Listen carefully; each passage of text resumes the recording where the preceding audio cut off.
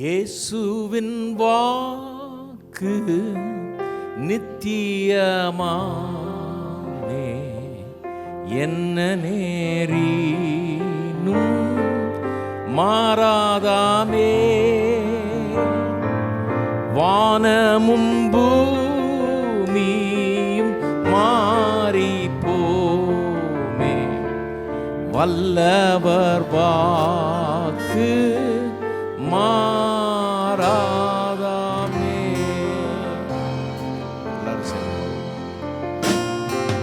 இயேசுவின் வாக்கு நித்தியமாமே, என்ன நேரினும் மாறாதாமே. வானமும் பூமியும் மாறிப்போமே, வல்லவர் வாக்கு மாறாதாமே.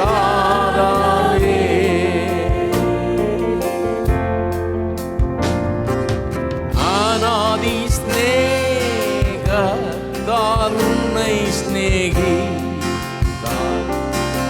அவரின் மிகுந்த காருண்யத்தால்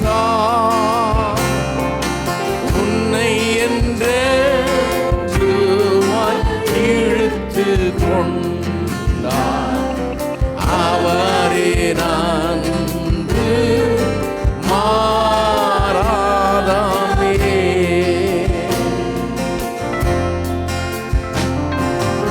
அநாதி ஸ்நேகத்தால்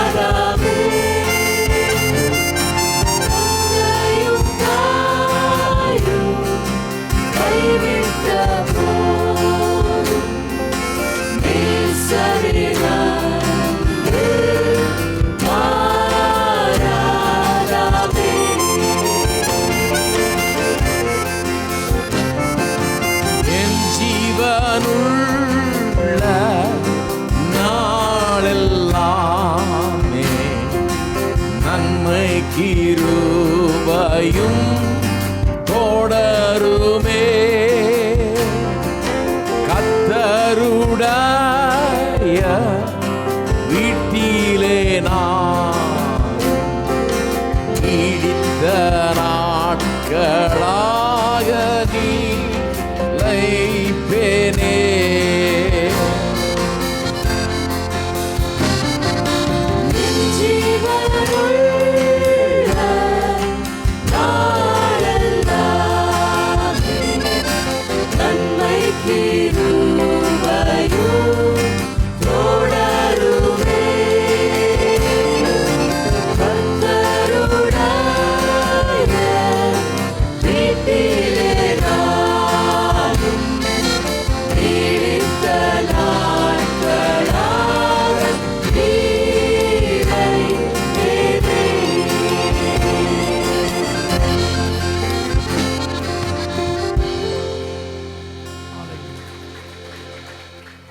நம்ம எல்லாரும் தயவு செய்து எழுந்து நின்று பாடுவோம்.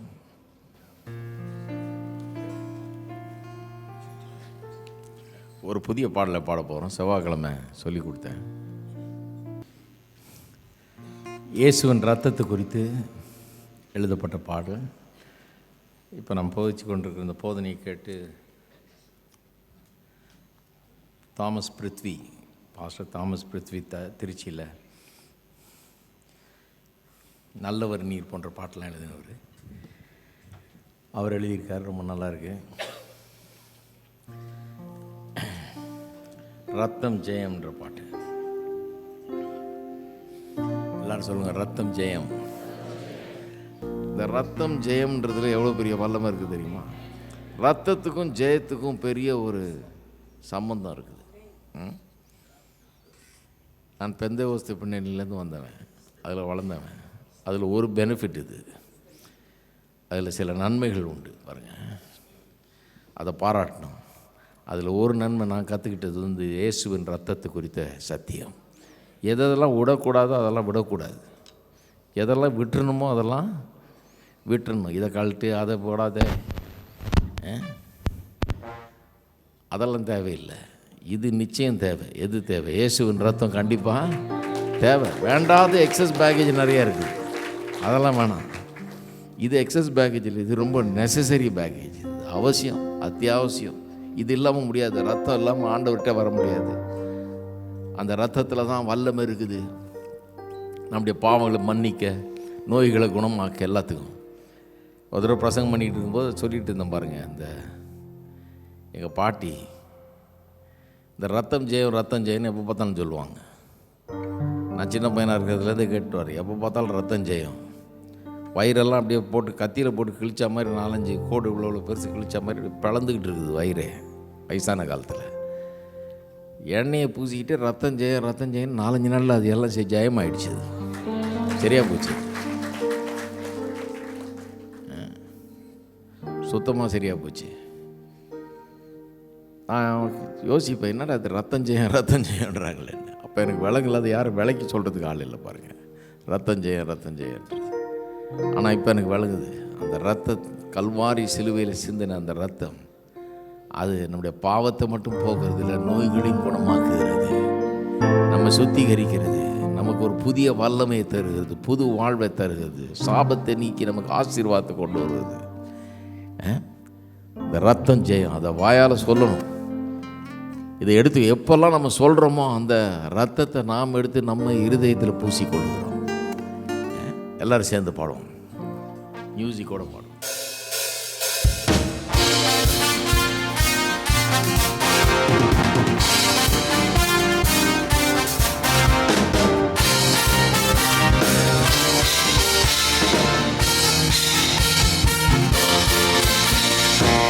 வாட்டுக்குட்டியின் ரத்தம் ஜெயம்,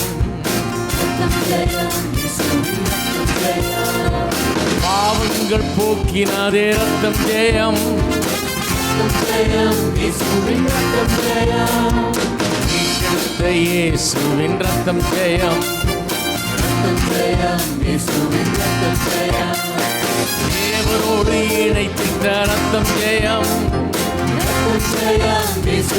மறுபடியும் தேவாட்டுக்குட்டியின் ரத்தம் ஜெயம், பாவங்கள் போக்கினாதே ரத்தம் ஜெயம், இயேசுவின் ரத்தம் ஜெயம், தேவரோடு இணைத்திட்ட ரத்தம் ஜெயம். எல்லாம் ரத்தம் ஜெயம், ரத்தம் ஜெயம், ரத்தம் ஜெயம், ரத்தம் ஜெயம், ரத்தம் ஜெயம், ரத்தம் ஜெயம், இயேசுவின் ரத்தம் ஜெயம், ரத்தம் ஜெயம், ரத்தம் ஜெயம், ரத்தம் ஜெயம், ரத்தம் ஜெயம், ரத்தம் ஜெயம், ரத்தம் ஜெயம், இயேசுவின் ரத்தம் ஜெயம், ரத்தம் ஜெயம்.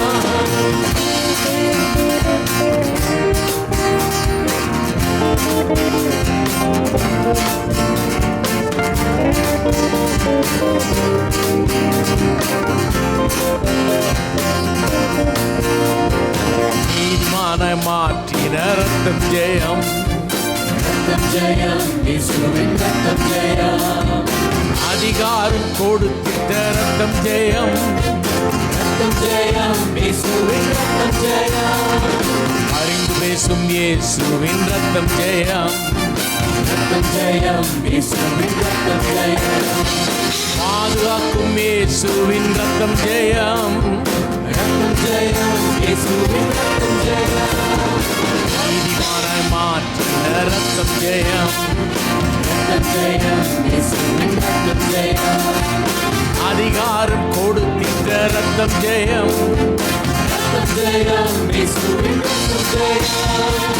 அறிந்து பேசும் இயேசுவின் ரத்தம் ஜெயம், ரத்தம் ஜெயம், இயேசுவின் ரத்தம் ஜெயம். பாதுகாக்கும் இயேசுவின் ரத்தம் ஜெயம், ரத்தம் ஜெயம், இயேசுவின் ரத்தம் ஜெயம். ரத்தம் ஜெயம், ரத்தம் ஜெயம், ரத்தம் ஜெயம், ரத்தம் ஜெயம், ரத்தம் ஜெயம், ரத்தம் ஜெயம், இயேசுவின் ரத்தம் ஜெயம், ரத்தம் ஜெயம், ரத்தம் ஜெயம், ரத்தம் ஜெயம், ரத்தம் ஜெயம், ரத்தம் ஜெயம், ரத்தம் ஜெயம், இயேசுவின் ரத்தம் ஜெயம், ரத்தம் ஜெயம்.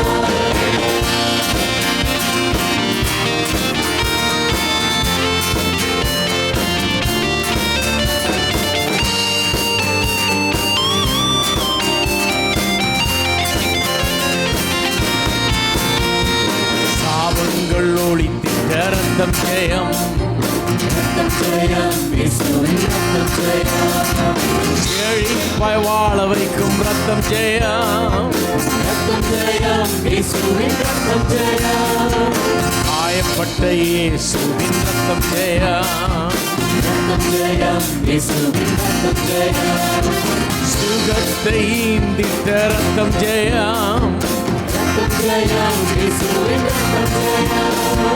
ரத்தம் ஜெயம், ரத்தம் ஜெயம், ரத்தம் ஜெயம், ரத்தம் ஜெயம், ரத்தம் ஜெயம், ரத்தம் ஜெயம், இயேசுவின் ரத்தம் ஜெயம், ரத்தம் ஜெயம், ரத்தம் ஜெயம், ரத்தம் ஜெயம், ரத்தம் ஜெயம், ரத்தம் ஜெயம், இயேசுவின் ரத்தம் ஜெயம், ரத்தம் ஜெயம்.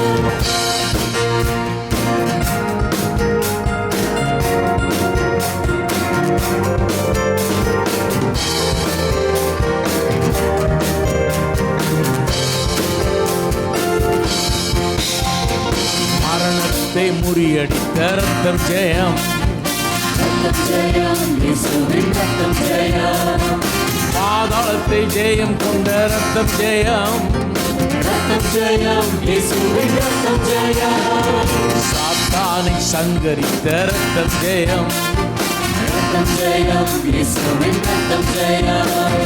வெற்றி மேல் வெற்றி தரும் ரத்தம் ஜெயம், ரத்தம் ஜெயம், இயேசுவின் ரத்தம் ஜெயம்.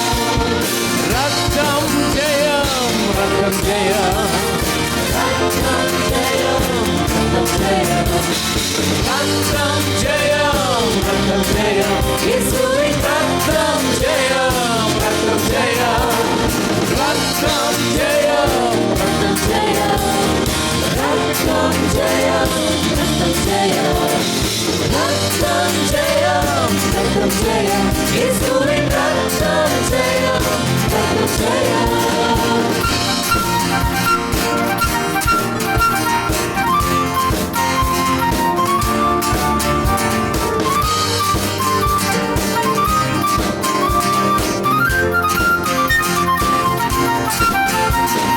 நீதிமானாய் மாற்றின ரத்தம் ஜெயம், ரத்தம் ஜெயம், இயேசுவின் ரத்தம் ஜெயம்.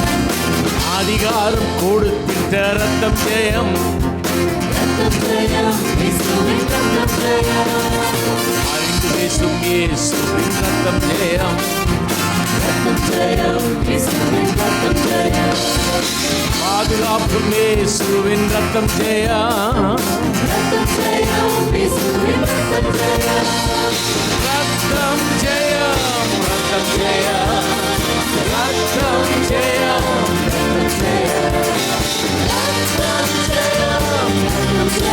இயேசுவின் ரத்தம் ஜெயம், ரத்தம் ஜெயம், ரத்தம் ஜெயம், ரத்தம் ஜெயம், ரத்தம் ஜெயம், ரத்தம் ஜெயம், ரத்தம் ஜெயம், இயேசுவின் ரத்தம் ஜெயம், ரத்தம் ஜெயம்.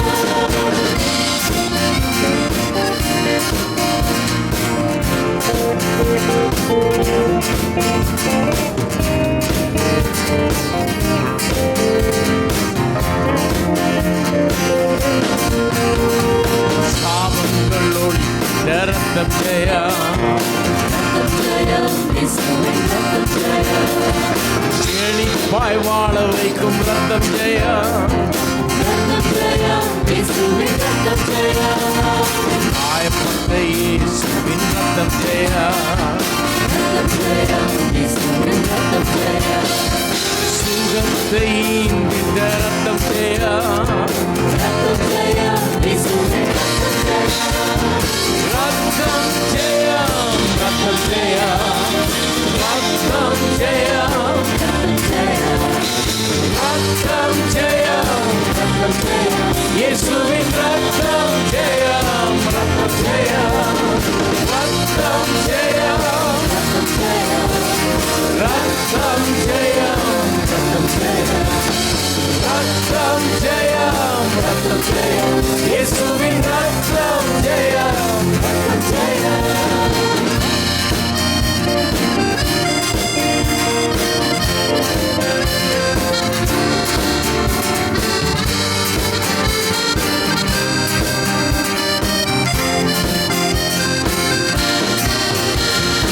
மரணத்தை முறியடித்த ரத்தம் ஜெயம், பாதாளம் ஜெயம் கொண்ட ரத்தம் ஜெயம்,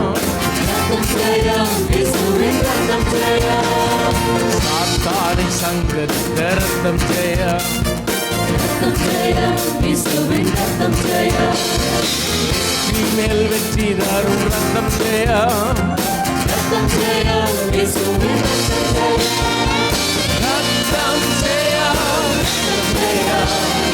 ரத்தம் ஜெயம், ரத்தம் ஜெயம், ரத்தம் ஜெயம், இயேசுவின் ரத்தம் ஜெயம், ரத்தம் ஜெயம், ரத்தம் ஜெயம், ரத்தம் ஜெயம், ரத்தம் ஜெயம், ரத்தம் ஜெயம், ரத்தம் ஜெயம், ரத்தம் ஜெயம், இயேசுவின் ரத்தம் ஜெயம், ரத்தம் ஜெயம், ரத்தம் ஜெயம், ரத்தம் ஜெயம், ரத்தம் ஜெயம், ரத்தம் ஜெயம்,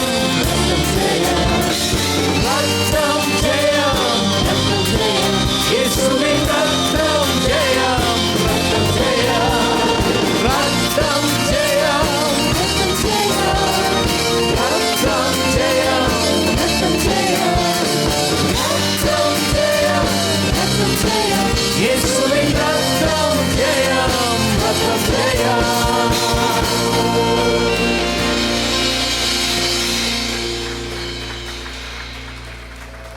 Amen.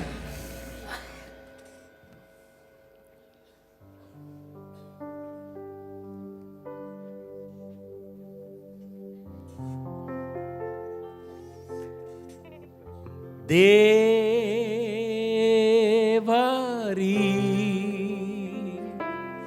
வெள்ளிக்கும் மேலானி பூவினில் பொன்னிலும் உயர்ந்தீ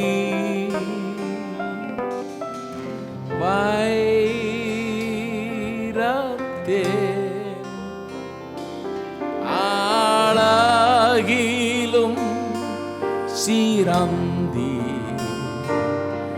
வையத்திலுமாக்கிணை ஒன்றுமில்லை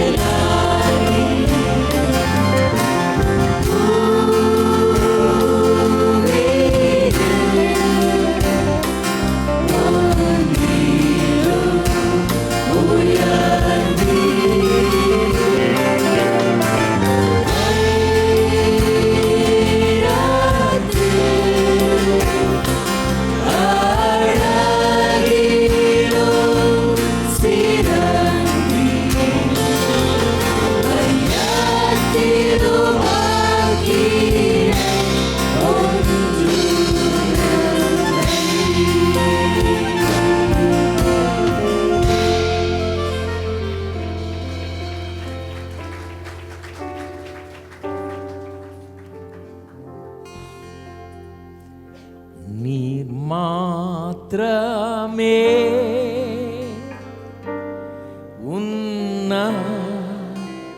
பூலோகத்தே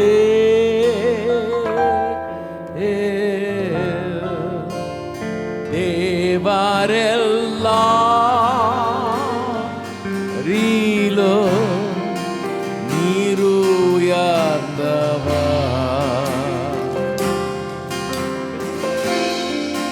நீ மாத்திரமே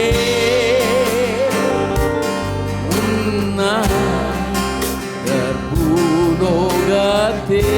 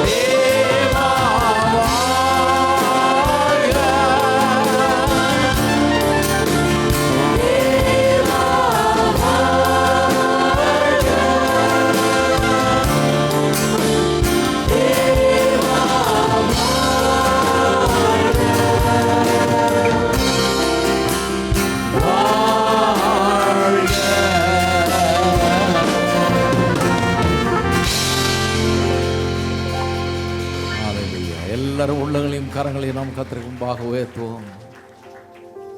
கர்த்தரை நாம் ஸ்தோத்தரிப்போம், கர்த்தரை துதிப்போம். ஹல்லேலூயா. ஓ உம்மை துதிக்கிறோம் கர்த்தாவே, உம்மை ஸ்தோத்தரிக்கிறோம், ஸ்தோத்தரிக்கிறோம், ஸ்தோத்தரிக்கிறோம் தேவனே. ஸ்தோத்திரம், ஸ்தோத்திரம், ஸ்தோத்திரம், ஸ்தோத்திரம், ஸ்தோத்திரம் கர்த்தாவே. பிதாவே உம்மை துதிக்கிறோம், உம்மை ஸ்தோத்தரிக்கிறோம். இந்த காலைகளில் நீர் மாத்திரமே உன்னதர், எல்லாரிலும் உயர்ந்தவர், சிறந்தவர் நீர். உம்மை போல் ஒருவர் இல்லை என்பதை நாங்கள் எண்ணி பார்க்கிறோம். உம்மை துதிக்கிறோம், உம்மை ஸ்தோத்தரிக்கிறோம் கர்த்தாவே. கனம், மகிமை, துதி, ஸ்தோத்திரங்களை எல்லாம் உமக்கு ஏறெடுக்கிறோம். ஸ்தோத்திரம், ஸ்தோத்திரம், ஸ்தோத்திரம் கர்த்தாவே, ஸ்தோத்திரம். இன்றைக்கும் இந்த இடத்திலேயும் இன்னும் மற்றும் உலகம் முழுவதிலிருந்தும் இதை பார்த்து கொண்டிருக்கிற மக்களுக்காக நாங்கள் ஜெபிக்கிறோம். ஒவ்வொருவரையும் நீர் அறிவீர், பேர் பேராய் அறிவீர். ஒவ்வொருடைய உள்ளத்தையும் அறிவீர், தேவைகளை அறிவீர். ஒவ்வொரு உள்ளங்களோடும் பேசக்கூடியவர் நீர். எல்லா தேவைகளை சந்திக்க வல்லவர், நல்லவர், போதுமானவர், போதுமானவருக்கு அதிகமானவர் நீர். ஆகவே இந்த வேளையில் உம்மை நோக்கி பார்க்கிறோம். ஒவ்வொருவருக்கும் நீர் ஊழியம் செய்வீராக, ஒவ்வொரு தேவை நீர் சந்திப்பீராக. ஒவ்வொருவரையும் கர்த்தாவுடைய வார்த்தையை கொண்டு நீர் தொடுவீராக.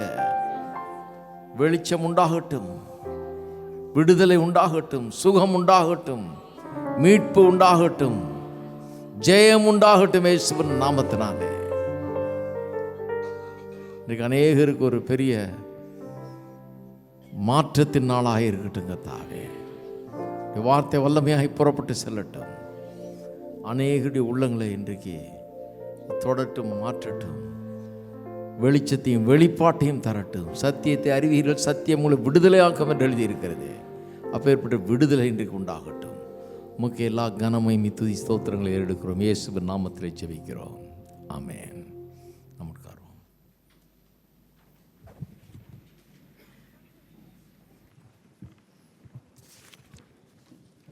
காணிக்கை நிலை கர்த்தரை ஆராதிக்கின்ற நேரம். உலகெங்கிலும் இருந்து இணையதளத்தின் மூலமாக, டிவி மூலமாக எங்களோட கூட அந்த ஆராதனை பங்கெடுத்து நீங்களும் காணிக்கை செலுத்த விரும்பினால் இப்பொழுதே வேலைக்கு மூலமாக செலுத்தலாம்.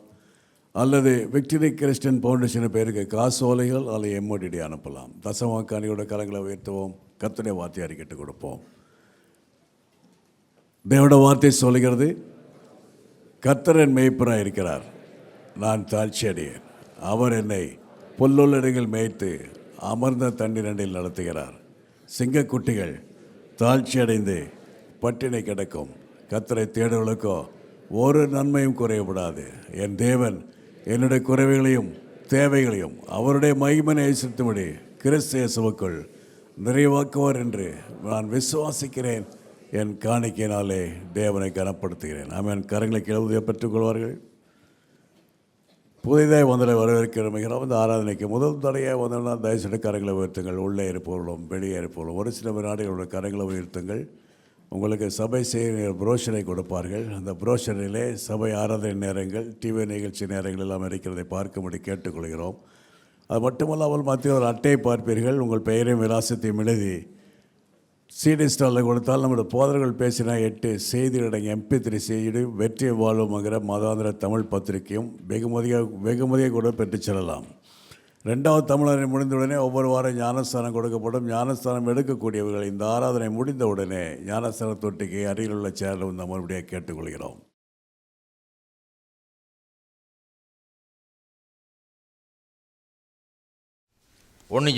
யோவான் 1:7. அவர் ஒளியில் இருக்கிறது போல நாமும் ஒளியிலே நடந்தால் ஒருவரோடு ஒருவர் ஐக்கியப்பட்டிருப்போம். அவருடைய குமாரனாகிய இயேசு கிறிஸ்துவின் ரத்தம் சகல பாவங்களை நீக்கி நம்மை சுத்திகரிக்கும். இயேசுவின் ரத்தத்தின் வல்லமை குறித்து போதித்து வருகிறோம். இந்த ரத்தம் எவ்வளோ வல்லமையாய் நம்முடைய வாழ்க்கையில் இன்றைக்கு கிரியை நடப்பிக்கிறது என்பதை குறித்து காண்பித்து வருகிறேன். இந்த இரத்தத்தினால் உண்டான நன்மைகளை நாம் பெற்று அனுபவிக்க வேண்டும் என்பதை எப்படி பெற்று அனுபவிப்பது என்பதையும் பார்த்து வருகிறோம். இல்லை இன்றைக்கு எப்படி சகல பாவங்களையும் நீக்கி இந்த இரத்தம் நம்மை சுத்திகரிக்கிறது என்பதை குறித்து இன்றைக்கு நாம் பார்க்க போகிறோம். பாவ மன்னிப்புங்கிறது வேற, சுத்திகரிப்புங்கிறது வேற. பாவ மன்னிப்புங்கிறது தேவனோடு ஒரு மனுஷனை ஒப்புரவாக்குவதற்கு இயேசு கல்வாரி சிலுவையில் மரித்து தம்முடைய இரத்தத்தை சிந்தி தம்முடைய ஜீவனை கொடுத்து பாவத்தின் சம்பளம் மரணம் என்று எழுதியிருக்கிற அந்த பிரமாணத்தை நிறைவேற்றி அதன் மூலமாக மனுஷனை தேவனோடு கூட ஒப்புரவாக்குகிறார். பாவம் மன்னிக்கப்படுகிறது, அவன் தேவனோடு கூட சேர்க்கப்படுகிறான். சுத்திகரிப்புங்கிறது வித்தியாசமானது. அது என்னவென்றால், இந்த பாவத்தினால் அவனுக்குள்ளே ஒரு அழுக்கு ஏற்பட்டிருக்கிறது. பொல்யூஷன் என்று ஆங்கிலத்தில் சொல்லுவாங்க. மாசு, அழுக்கு அவனை ஒட்டி கொண்டிருக்கிறது, அவனை நிரப்பி இருக்கிறது. அவனுடைய எண்ணங்களை, அவனுடைய உணர்ச்சிகளை, அவனுடைய மனதை, அவனுடைய இருதயத்தை, அவனுடைய யோசனைகளை, அவனுடைய நடவடிக்கைகளை, இந்த அதை எல்லாவற்றிலும் இந்த பாவத்தின் மாசு அல்லது அழுக்கு, அசுத்தத்தை நாம் காண முடிகிறது. எண்ணங்களிலே, யோசனைகளிலே, பேச்சிலே, நடவடிக்கைகளிலே, இது எல்லாத்திலும் இது வெளிப்படுகிறது. மனித வாழ்க்கையில் இது வெளிப்படுகிறது. ஆகவே பாவம்ங்கிறது, ஆதாம் செய்த பாவம், அதன் மூலமாக மனு வர்க்கமே பாவத்துக்குள்ளே விழுந்தது. தேவனை விட்டு தூரமாக இருக்கிறோம். இயேசு கல்வாரி சிலுவையில் ரத்தம் சிந்தி நம்மை மீட்டு கொள்ளுகிறார். அது ஒரு பக்கம். ஆனால் அந்த பாவத்தினால் ஏற்பட்ட பாதிப்பு, அதை எப்படி இந்த ரத்தம் சரி செய்கிறது என்பது தான் இந்த சுத்திகரிப்பை குறித்தது. அதனால தான் பழைய ஏற்பாட்டு காலத்தில் இதில் 3 விதமாக பார்க்க போகிறோம். முதல்ல பழைய ஏற்பாட்டில் இந்த சுத்திகரிப்பை பற்றி எப்படி சொல்லியிருக்குன்னு பார்க்கணும். ஏன்னா அதை விளங்கணுன்னா அப்படி தான் விளங்கிக்கணும். பழைய ஏற்பாட்டில் சுத்திகரிப்புனா என்னன்னு சொல்லியிருக்கு. அப்புறம் புதிய ஏற்பாட்டில் இந்த சுத்திகரிப்பை பற்றி என்ன சொல்லுகிறது, அப்புறம் எப்படி இந்த சுத்திகரிப்பை அது நமக்கு அவசியமாக இருக்கிறது, எப்படி இதை நாம் இன்றைக்கு விசுவாசத்தின் மூலமாக பெற்று அனுபவிப்பது, இந்த 3 பார்க்குறது ரொம்ப அவசியமான ஒரு சத்தியம் நமக்கு. பாவம் மன்னிக்கப்பட்டவர்கள் நாம். ஆனால் எப்படி இந்த ரத்தம் நம்மை அன்றாடம் சுத்திகரிக்கிறது. இந்த உலகம் முழுக்க பாவ உலகமாக இருக்கிறது. இதில் வாழுகிற நாம் தூசி எப்படி நம்ம வீட்டுக்குள்ளே படிஞ்சிருதோ, கதவெல்லாம் ஜன்னல்லாம் சாத்தி வைங்க, எல்லாம் சாத்தி வைங்க, எல்லாம் சாத்தி வச்சாலும் உள்ளே தூசி உட்காந்துட்டு எங்கேருந்தான் வருதோ தெரியாது. அது அப்படி தான். அது படியாமல் இருக்கவே முடியாது. எங்கேருந்தோ தூசியெல்லாம் அழுக்கெல்லாம் படிஞ்சிருது உள்ளே. எவ்வளோ தான் சாத்தி போத்தி ஊற்றி வச்சாலும், போர்வை வச்சு போத்தி வச்சு பார்த்துருக்குறேன், உள்ளே தூசி உட்காந்துருக்கும். அதுதான் இந்த உலகம். இந்த உலகத்தில் வாழுகிறவர்களுக்கு இந்த சுத்திகரிப்பு தொடர்ந்து இயேசுவின் இரத்தத்தால் நாம் சுத்திகரிக்கப்பட வேண்டும். எப்படி இந்த வேலை நடக்குது, இந்த சுத்திகரிப்பு எப்படி நமக்கு உண்டாயிருக்கிறது என்பதை பற்றி தான் இன்றைக்கு பார்க்க போகிறோம். அதனால தான் பாருங்கள், பழைய ஏற்பாட்டில் தேவனிடத்தில் ஒரு மனுஷன் வர வேண்டும் என்றால் 2 காரியம் செய்ய வேண்டும் என்று அன்றைக்கு அவர்களுக்கு போதிக்கப்பட்டது. ஒன்று என்ன, அவனுடைய பாவ நிவாரணத்துக்காக ஒரு பலியை அவன் கொண்டு வர வேணும். அந்த பலி எதை காட்டினது, இவன் பாவம் செய்துட்டான், இவன் சாகணும், பாவத்தின் சம்பளம் மரணம், இவனுக்கு பதிலாக ஒரு பலி சாகிறது. அது எதை காட்டுகிறது, ஆண்டவராகிய இயேசு நமக்கு பதிலாக செத்து நமக்கு பிழைப்பை ஏற்படுத்துகிறார், செத்து நமக்கு ஜீவனை உண்டு பண்ணுகிறார். அந்த மரணத்தை அவர் ஏற்றுக்கொண்டு நமக்கு ஜீவனை தர்றார்ன்றதை பழைய ஏற்பாட்டு காலத்தில் போதிக்கும்படியாக அப்படி நடந்தது. மிருகங்கள் நம்மளை ரட்சிக்க முடியாது, நம்முடைய பாவத்தை போக்கவும் முடியாது, அதனுடைய ரத்தம் நமக்கு ஒன்றும் செய்யவும் முடியாது. ஆகவே மிருகங்கள் பலியிடப்பட்டது ஒரு அடையாளத்துக்காக, ஒரு எடுத்துக்காட்டுக்காக, அதன் மூலமாக போதிக்கும்படியாக இயேசு எப்படி நமக்காக நம்முடைய மரணத்தை எடுத்துக்கொள்ளப் போகிறார், நம்முடைய தண்டனை அவர் எப்படி ஏற்றுக்கொள்ளப் போகிறார் என்பதை காட்டுறதுக்காக தான் அந்த பாவ நிவாரண பலி என்று பழைய ஏற்பாட்டு காலத்தில் வைத்திருந்தார்கள். அந்த பாவ நிவாரண பலி இல்லாமல் ஒரு மனுஷனும் தேவனிடத்தில் வர முடியாது. வரணுன்னா அவன் சும்மா நினச்ச நேரத்துக்குள்ளே தேவனை பார்த்துட முடியாது, தேவனிடத்தில் அவன் நெருங்கிட முடியாது. இந்த பாவ நிவாரண பலிங்கிறது ரொம்ப முக்கியம். அவனுடைய பாவம் மூலம் சரி செய்யப்படணும். ஏன்னா தேவன் பரிசுத்தர், மனுஷன் பாவி, தேவனிடத்தில் நெருங்க முடியாது என்கிறத போதிக்கிறதுக்காக அந்த பாவத்துக்காக ஒரு நிவாரணம் அவசியமாக இருக்குது. அந்த நிவாரணம் இவன் நினச்சதெல்லாம் நிவாரணம் கிடையாது, இவன் பண்ணுறதெல்லாம் நிவாரணம் கிடையாது. நான் 10 பேருக்கு வேட்டி வாங்கி கொடுத்துட்றேன், ஒரு 100 பேருக்கு புடவை வாங்கி கொடுத்துட்றேன்னாக்கும் அண்டாங்குண்டா கொடுத்துட்றேன், நான் என்னை விட்டுருங்க அப்படின்னு சொல்ல முடியாது. நீங்கள் நினச்சதெல்லாம் நிவாரணமாக முடியாது. நிவாரணம் கர்த்தர் சொல்கிறது தான் நிவாரணம். இயேசுடைய விலையேறப்பெற்ற ரத்தம், மாசற்ற பழுதற்ற தேவகுமாரனுடைய அந்த ஜீவன் இதுதான் நிவாரணம். தேவன் அப்படி வச்சுட்டாரு. பாவத்தின் சம்பளம் மரணம்னு வச்சுட்டாரு. ரத்தம் சிந்ததில் இல்லாமல் பாவ மன்னிப்பு கிடையவே கிடையாது, ஏற்பட முடியாதுன்னு வச்சுட்டாரு. அவருடைய பிரமாணம் அப்படி சொல்லு. நாட்டில் ஒரு சட்டம் இருக்கும்னா அந்த சட்டத்தின்படி தான் போக முடியும். நீங்கள் நினச்சதெல்லாம் ஒன்றும் பண்ண முடியாது. அதுபோல் தேவனுடைய சட்டம் சொல்லுகிறது, ரத்தம் சிந்ததில் இல்லாமல் பாவ மன்னிப்பு கிடையவே கிடையாது. பாவம் செஞ்சால் அதுக்கு ரத்தம் சிந்தப்பட்டாக வேண்டும். அதை போதிக்கிறதுக்காக தான் பாவ நிவாரண பலின்னு வச்சுருந்தாங்க. அப்போ தேவனிடத்தில் வருகிறவர்களெல்லாம் இந்த பலியை கொண்டு செலுத்தினார்கள் பாருங்கள். அது அவர்களுக்கு கான்ஸ்டண்ட்டாக தொடர்ந்து ஒரு போதனையாக இருந்தது. நான் பாவி, தேவன் முன்னால் நான் வர முடியாத நிலையில் இருக்கிறேன், என்னுடைய பாவத்தை போக்கும்படியாக தேவன் ஒரு ஏற்பாடு பண்ணியிருக்கிறாரு. அவருடைய குமாரனாகி இயேசுவே அனுப்ப போகிறாரு. எனக்கு ஒரு ரட்சகரை வைத்திருக்கிறார். அந்த ரட்சகர் என்னுடைய பாவத்தை போக்குற பலியாக வரப்போகிறார் என்பதை போதிக்கிறதுக்காக தான் அது அப்படி செய்யப்பட்டது. ஆகவே பழைய ஏற்பாட்டு காலத்தில் தேவனத்திலேருந்து வரணும்னா பாவ நிவாரண பலி, அது ஒன்று, சாக்ரிஃபைஸு. ரெண்டாவது சுத்திகரிப்பு.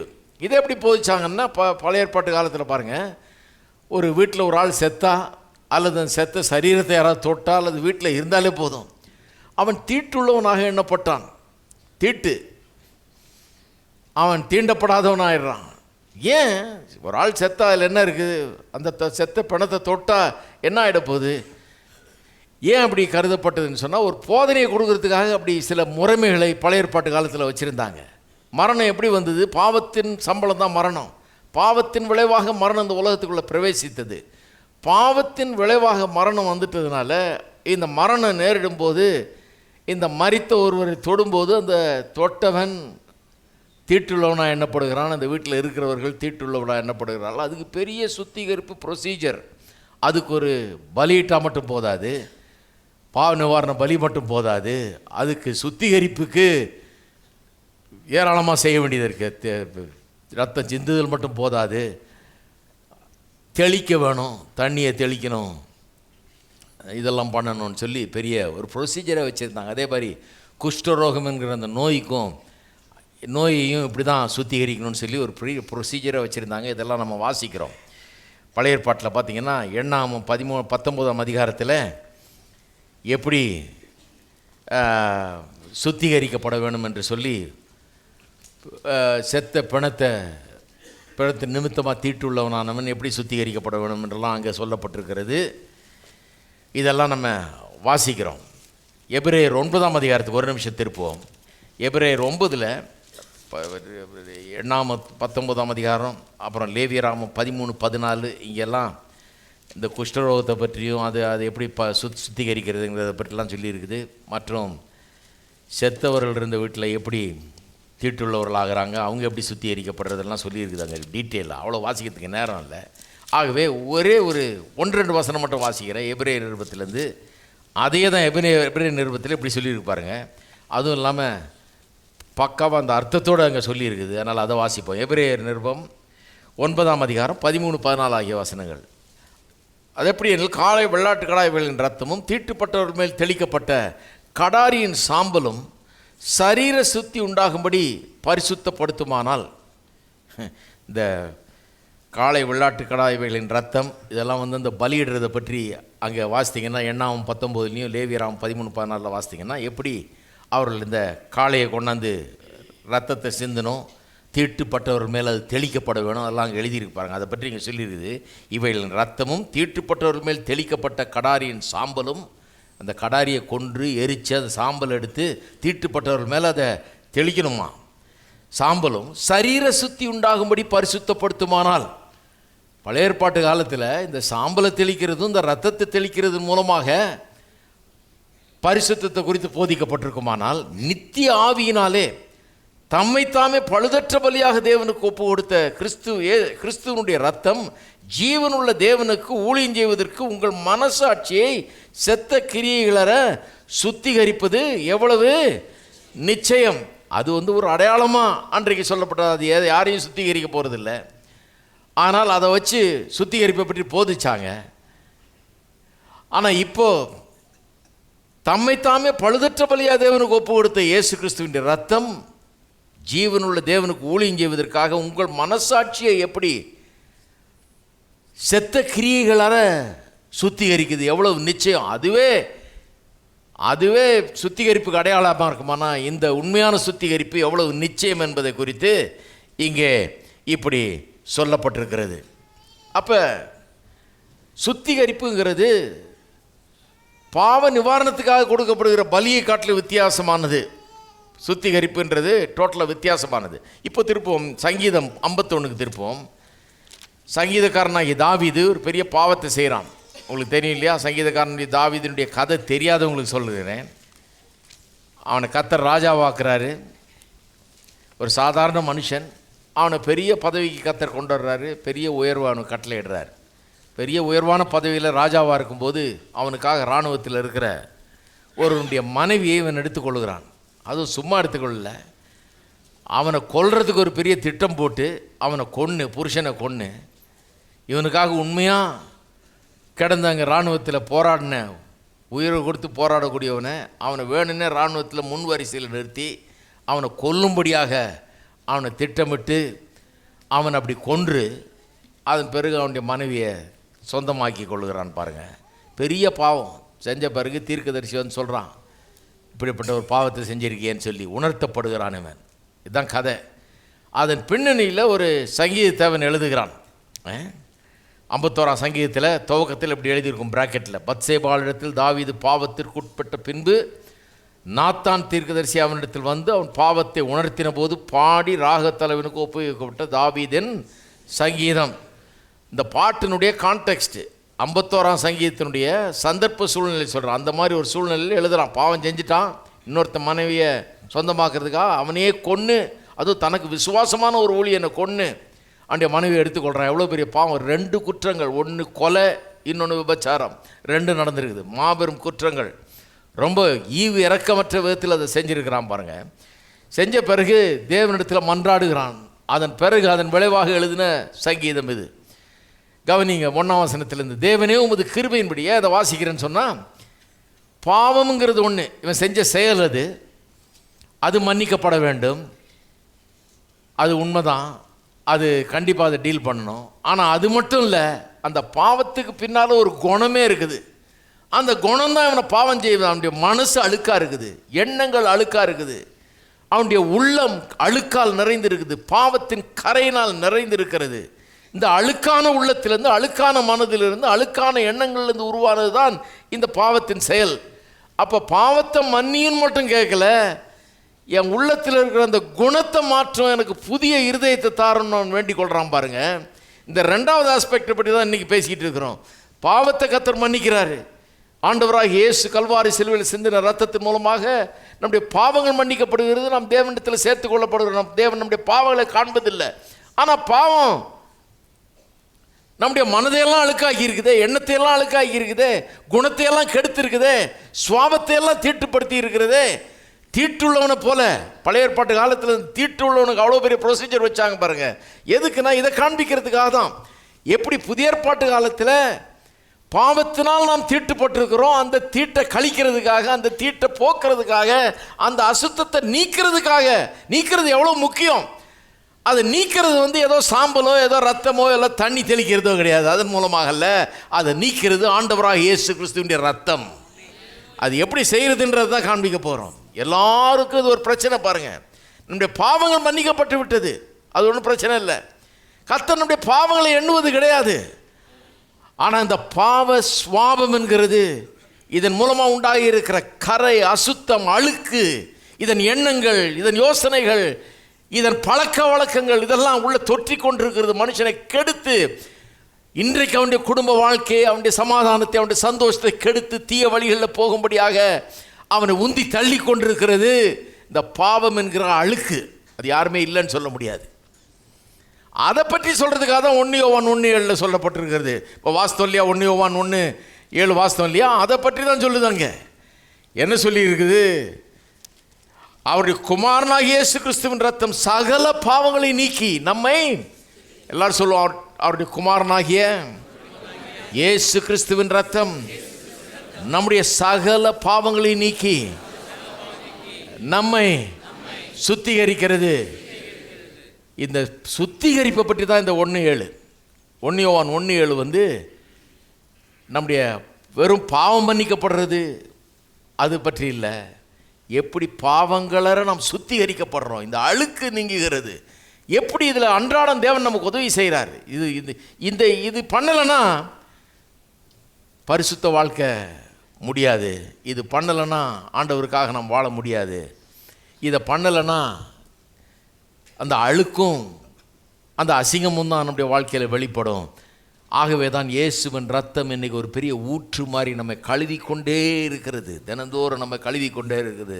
இந்த மாசு நிறைந்த அழுக்கு நிறைந்த உலகத்தில் வாழுகிற நம்மை சுத்திகரித்து கழுவுவதற்காக இயேசுவின் ரத்தம் அன்றைக்கு சிந்தப்பட்டது. அந்த ரத்தத்தின் வல்லமை கொஞ்சம் கூட குறையில் என்றைக்கும் அது வேலை செய்யுது.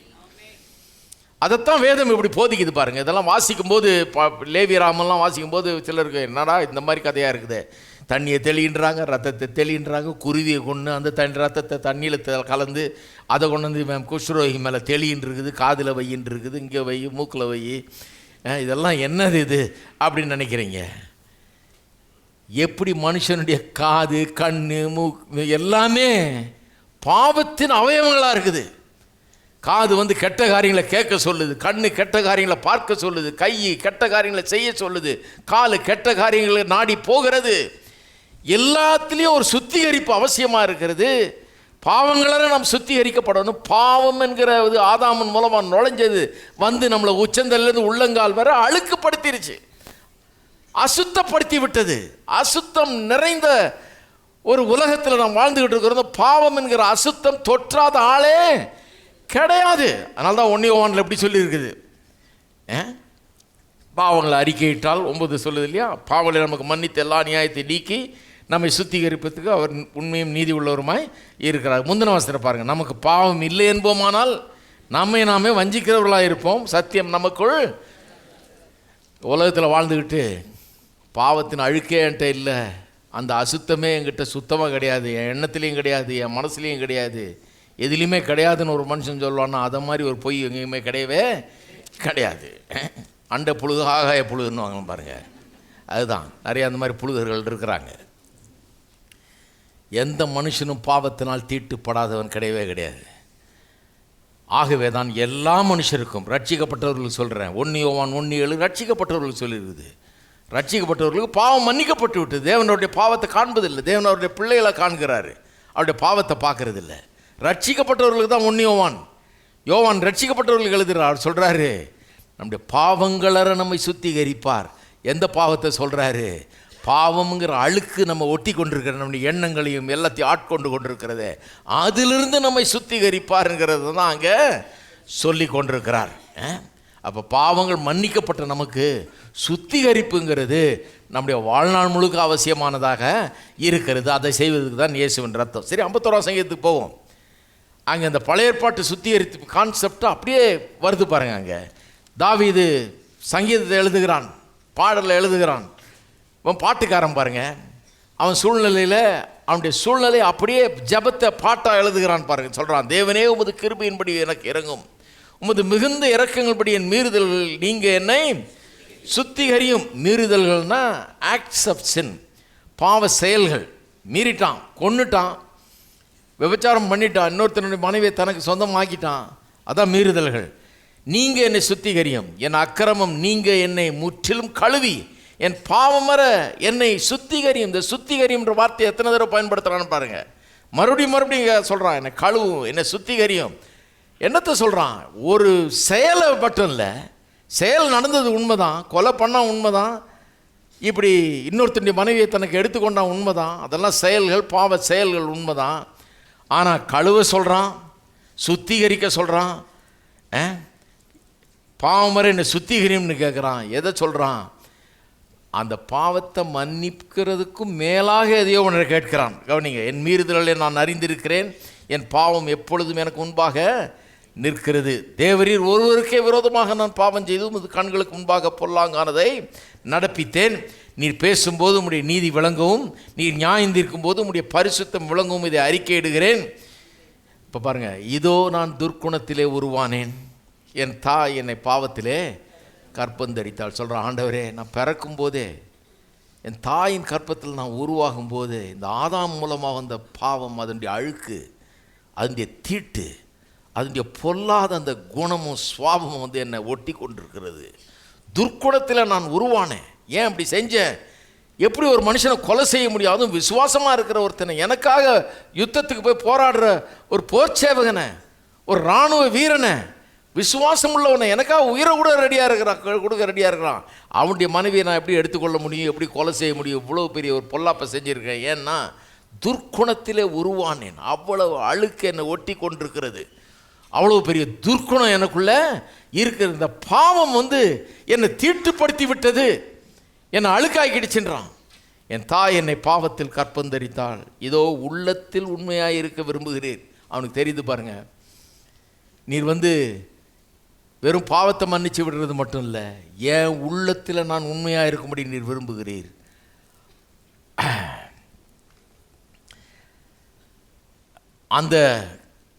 அந்த கரணத்தில் ஞானத்தை எனக்கு தெரியப்படுத்துவீர். நீர் என்னை ஈசோப்பினால் சுத்திகரியும், அப்பொழுது நான் சுத்தமாவேன். என்னை கழுவியருளும், அப்பொழுது நான் உறைந்த மலையிலும் வெண்மையாவேன். ஈசோப்பினால் என்னை சுத்திகரியும் இருக்கு இல்லையா? இது அதுக்கு தான் எப்போவுமே பைபிளை வாசிக்கும் போது மற்ற வசனங்களையும் மனசில் வச்சுக்கிட்டே வாசிக்கணும். நீங்கள் லேவியராம் 14ஆம் அதிகாரத்திலலாம் போய் வாசித்தீங்கன்னா அங்கே பார்த்தீங்கன்னா இந்த தீட்டுப்பட்டவனை சுத்திகரிக்கிறது எப்படின்னு சொல்லும்போது, இந்த ரத்தத்தை சிந்தி ஈசோப்பில் அதை தோய்த்து அவன் மேலே தெளிக்க சொல்லியிருக்குது. ஈசோப்பு கொழுந்துன்றது ஒரு செடி, அங்கே காமனாக வளர்ந்து கொண்டிருந்த ஒரு செடி, எங்கே பார்த்தாலும் இருக்கும். அதை எடுத்து அதை ப்ரஷ் மாதிரி யூஸ் பண்ண சொல்கிறார்.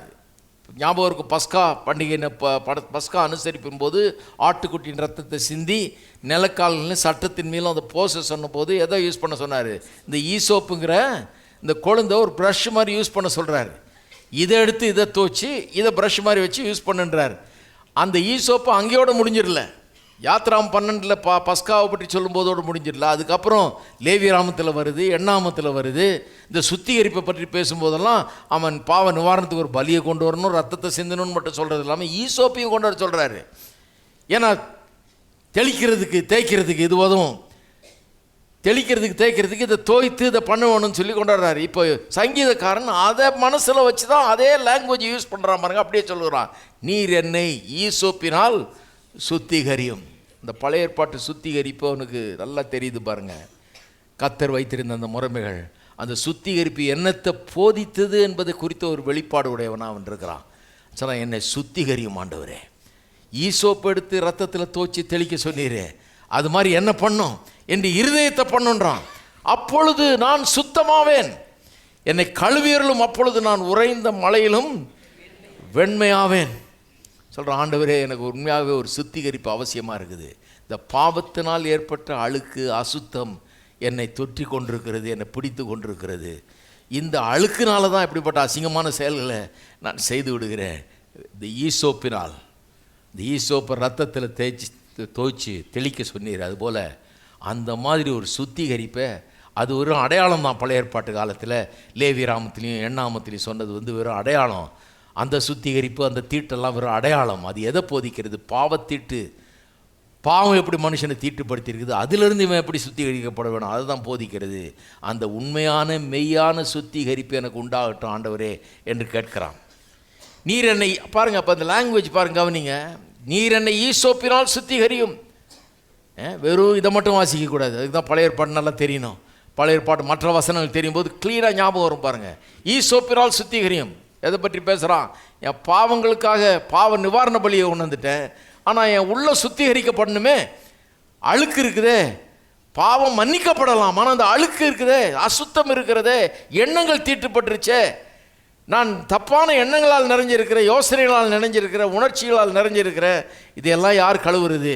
ஆண்டவரே என்னை சுத்திகரியும், நான் சுத்தமாவேன்றான். அப்பொழுது நான் உறைந்த மலையிலும் வெண்மையாவேன். கவனிங்க 8ஆம் வசனம். நான் சந்தோஷம் மகிழ்ச்சியும் கேட்கும்படி செய்யும், அப்பொழுது நீர் நொறுக்கிற எலும்புகள் களி கூறும். என் பாவங்களை பாராதபடிக்கு நீர் உமது முகத்தை மறைத்து என் அக்கிரமங்களெல்லாம் நீக்கியருளும். தேவனே, இப்போ கவனிங்க, சுத்த இருதயத்தை என்னிலே சிருஷ்டியும், நிலவரமான ஆவியை என் உள்ளத்திலே புதுப்பியும். ரொம்ப முக்கியமான ஒரு வசனம், 10ஆம் வசனம். Create in me a clean heart, O God, and renew a right spirit within me. தேவனே, சுத்த இருதயத்தை என்னிலே சிருஷ்டியும் என்றான். தான் மனுஷனுக்கு பிரச்சனை. பாவத்தை மன்னிச்சிட்டீர் ஆண்டவரே, ஆனால் எனக்கு ஒரு சுத்த இருதயத்தை தாரும், இருதயத்தில் ஒரு சுத்திகரிப்பை தாரும். இந்த பாவத்தின் அழுக்கு என்னை மேலும் மேலும் திரும்ப திரும்ப தீட்டுப்படுத்தி என்னை கெடுக்காதபடிக்கு என்னை சுத்திகரியும், சுத்த இருதயத்தை தாரும் என்று அவன் ஏங்குகிறான். பழைய ஏற்பாட்டு காலத்தில் அது கூடாத ஒரு காரியமாக இருந்தது. சுத்த இருதயம்ங்கிறது கூடாத ஒரு காரியமாக இருந்தது. இந்த இருதயம் மனுஷனை கெடுத்து கொண்டே இருந்தது, அவனுடைய வாழ்க்கையை அழித்து கொண்டே இருந்தது, சீரழித்து கொண்டே இருந்தது. பழைய ஏற்பாட்டு காலத்தில் இதிலிருந்து விடுதலை பெற முடியாமல் மனுஷன் தவித்து கொண்டு வந்தான்.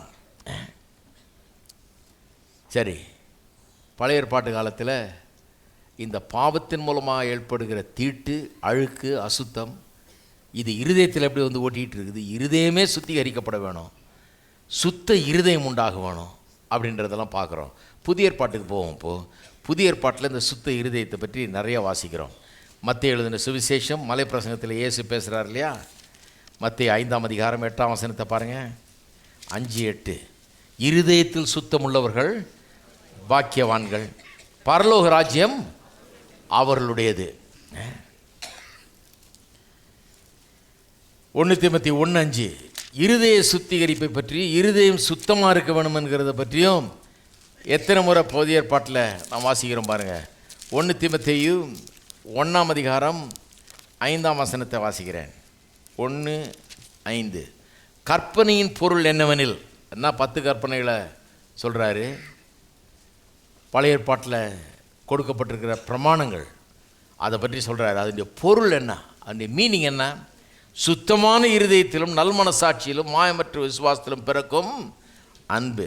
கற்பனை என்ன? ஒன்றும் இல்லை, லவ். அன்புங்கிற அந்த ஒரு வார்த்தையில் 10 கற்பனையை அடைக்கிடலான்றார். அதான் கற்பனை. கற்பனையுடைய பொருளே அன்பு தான். அந்த அன்பு எதிலிருந்து உண்டாகும்? அந்த அன்பு வந்து இருதயம் சுத்தம் இல்லைன்னா உண்டாகவே முடியாது. அதனால தான் பழைய ஏற்பாட்டு காலத்தில் கற்பனை கொடுக்கப்பட்டது. ஆனால் எந்த மனுஷனும் அதை செஞ்சதே கிடையாது, செய்யவே முடியாது. செய்ய முடியாதுன்னு தெரிஞ்ச ஆண்டவர் கொடுக்குறாரு. ஏன் கொடுக்குறாரு? எனக்கு ஒரு ரட்சகர் தேவை, என்னை விடுவிக்கணும் இந்த நிலையிலிருந்து, என்னை சுத்திகரிக்கணும். என் இருதயத்தை அவர் ரத்தம் சிந்தி அந்த ரத்தத்தின் மூலமாக என் இருதயத்தை சுத்திகரித்தாதான் என் இருதயம் சுத்திகரிக்கப்பட முடியும். இல்லைன்னா சுத்திகரிக்கப்படவே முடியவே முடியாது. இருதயத்தில் சுத்தம் இல்லைன்னா நான் தேவனுடைய பிரமாணத்தின்படி செய்யவும் முடியாது என்கிறத காண்பிக்கிறதுக்காக. சரி, மனுஷன் எப்படின்னா 10 கற்பனை கொடுத்தா இவன் எப்படி, நான் சொல்கிறேன் எப்படி இருப்பாங்க ஜனங்க அந்த காலத்தில். இந்த காலத்துலேயும் அப்படி தான். 10 கற்பனை கொடுத்தா அவ்வளோதானா, ஒரு 100 கொடுப்பீர்னு பார்த்தேன், தாராளமாக செஞ்சுட்டு போகிறேன். 10 தானே, 1 2 3 4 5 6 7 8 9 10 இது என்ன பெரிய கஷ்டம், ஈஸியாக செஞ்சிட்றேன்ற மாதிரி சொல்லுவாங்க.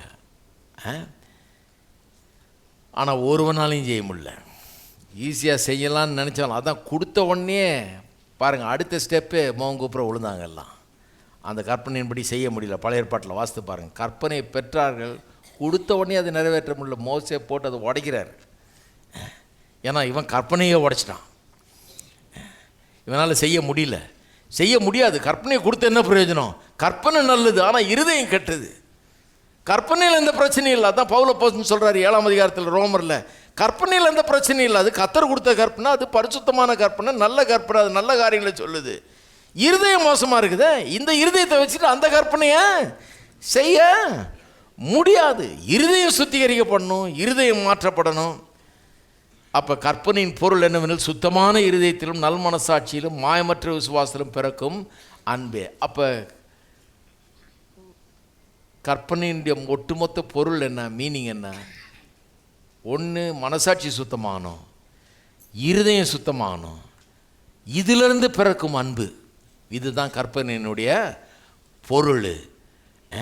புதிய ஏற்பாட்டில், பழைய ஏற்பாட்டில் இல்லாதது என்ன இருக்குது? புதிய ஏற்பாட்டில், பழைய ஏற்பாட்டில் சுத்தமான இருதயம் முடியாது.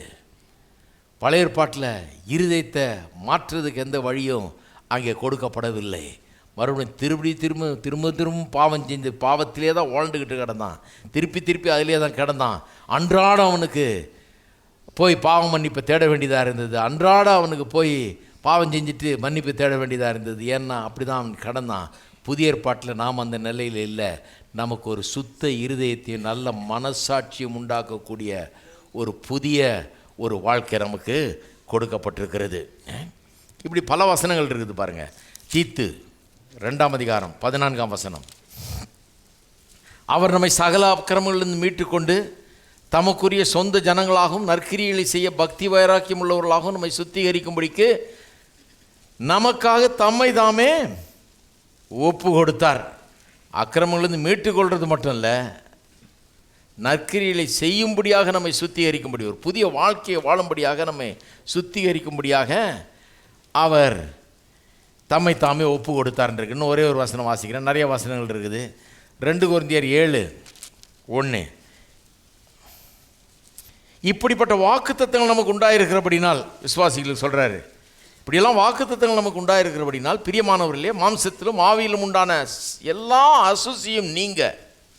பார்த்தீங்களா எதை பற்றி பேசுகிறாரு? இப்போ மாம்சத்தில் ஆவியில் இருக்கிற அசுசிகள் நீங்க நம்மை சுத்திகரித்து கொண்டு பரிசுத்தமாகுதலை தேவ பயத்தோடே பூரணப்படுத்த கடவோம். அப்போ பவுல் அப்போஸ்தலனும் இந்த சுத்திகரிப்பை குறித்து பேசுகிறார். இப்போ 1 யோவான் 1 போவோம், நம்ம ஆரம்பித்த வசனத்துக்கு போவோம். இப்போ வாசித்த வசனங்கள்லாம், புதிய ஏற்பாட்டில் நான் வாசித்து காண்பித்த எல்லா வசனங்களுமே எப்படி இயேசுவின் ரத்தம் நமக்குள்ள ஒரு சுத்திகரிப்பின் வேலையை நடப்பிக்கிறது என்பதை குறித்து நமக்கு சொல்லுகிறது. பாவம் மன்னிக்கப்பட்டது அது ஒரு விஷயம், அது வேற. பாவம் மன்னிக்கப்பட்ட பிறகு இந்த ஆவியிலும் மாம்சத்திலும் இருக்கிற எல்லா அசுசிகளையும் நீங்க நம்மை சுத்திகரிக்க, நம்முடைய இருதயத்தை சுத்தமாக்க அது ஒரு தனி வேலை நடக்குது. பாவம் மன்னிக்கப்பட்ட பிறகு மன்னிக்கப்பட்டவர்களுக்கு இந்த வேலை அவசியமாக இருக்கிறது. இதை குறித்து சொல்லும்போது தான் 1:7 சொல்லப்பட்டிருக்கிறது. 1 யோவானில் இயேசு கிறிஸ்துவின் ரத்தம் சகல பாவங்களை நீக்கி நம்மை சுத்திகரிக்கும். இவரெல்லாம் யார்? ஏற்கனவே பாவம் மன்னிக்கப்பட்டவர்கள், ரட்சிக்கப்பட்டவர்கள், தேவனுடைய பிள்ளைகளாக இருக்கிறவர்கள். அவர்களுக்கு சொல்லுகிறாரு, இயேசு கிறிஸ்துவின் ரத்தம் சகல பாவங்களை நீக்கி நம்மை சுத்திகரிக்கும். இது வெறும் பாவம் மன்னிப்பு கிடையாது. இது எப்படி பாவமற நம்ம சுத்திகரிக்கப்படுகிறோம், பாவம் மன்னிக்கப்பட்ட பிறகு எப்படி நமக்குள்ள ஒரு பெரிய வேலை நடக்கிறது, எப்படி இயேசுவின் ரத்தம் நம்மை சுத்திகரிக்கிறது என்பதை குறித்து இது சொல்லுகிறது. இந்த சுத்திகரிப்பு எப்படி நடக்குது பாருங்கள். எபிரேயர் 9ஆம் அதிகாரம், எபிரேயர் 9ஆம் அதிகாரம். இந்த சுத்திகரிப்பு இன்றைக்கு புதிய ஏற்பாட்டு விசுவாசிகளாகிய நமக்குள்ளே எப்படி நடக்கிறது? 9, 13, 14 வாசித்தேன் இல்லையா? பழைய ஏற்பாட்டு காலத்தில் கடாரின் சாம்பல்லாம் பரிசுத்தப்படுத்துமானால் இன்றைக்கி எப்படி இயேசுவின் ரத்தம் நம்ம சுத்திகரிக்க வல்லமையாக இருக்குதுன்னு, வல்லமை உள்ளதாக இருக்குதுன்னு 14ஆம் வசனத்தை மட்டும் வாசிக்கிற பாருங்கள். இந்த சுத்திகரிப்பு நம்முடைய மனசாட்சியில் ஆரம்பிக்கிறது.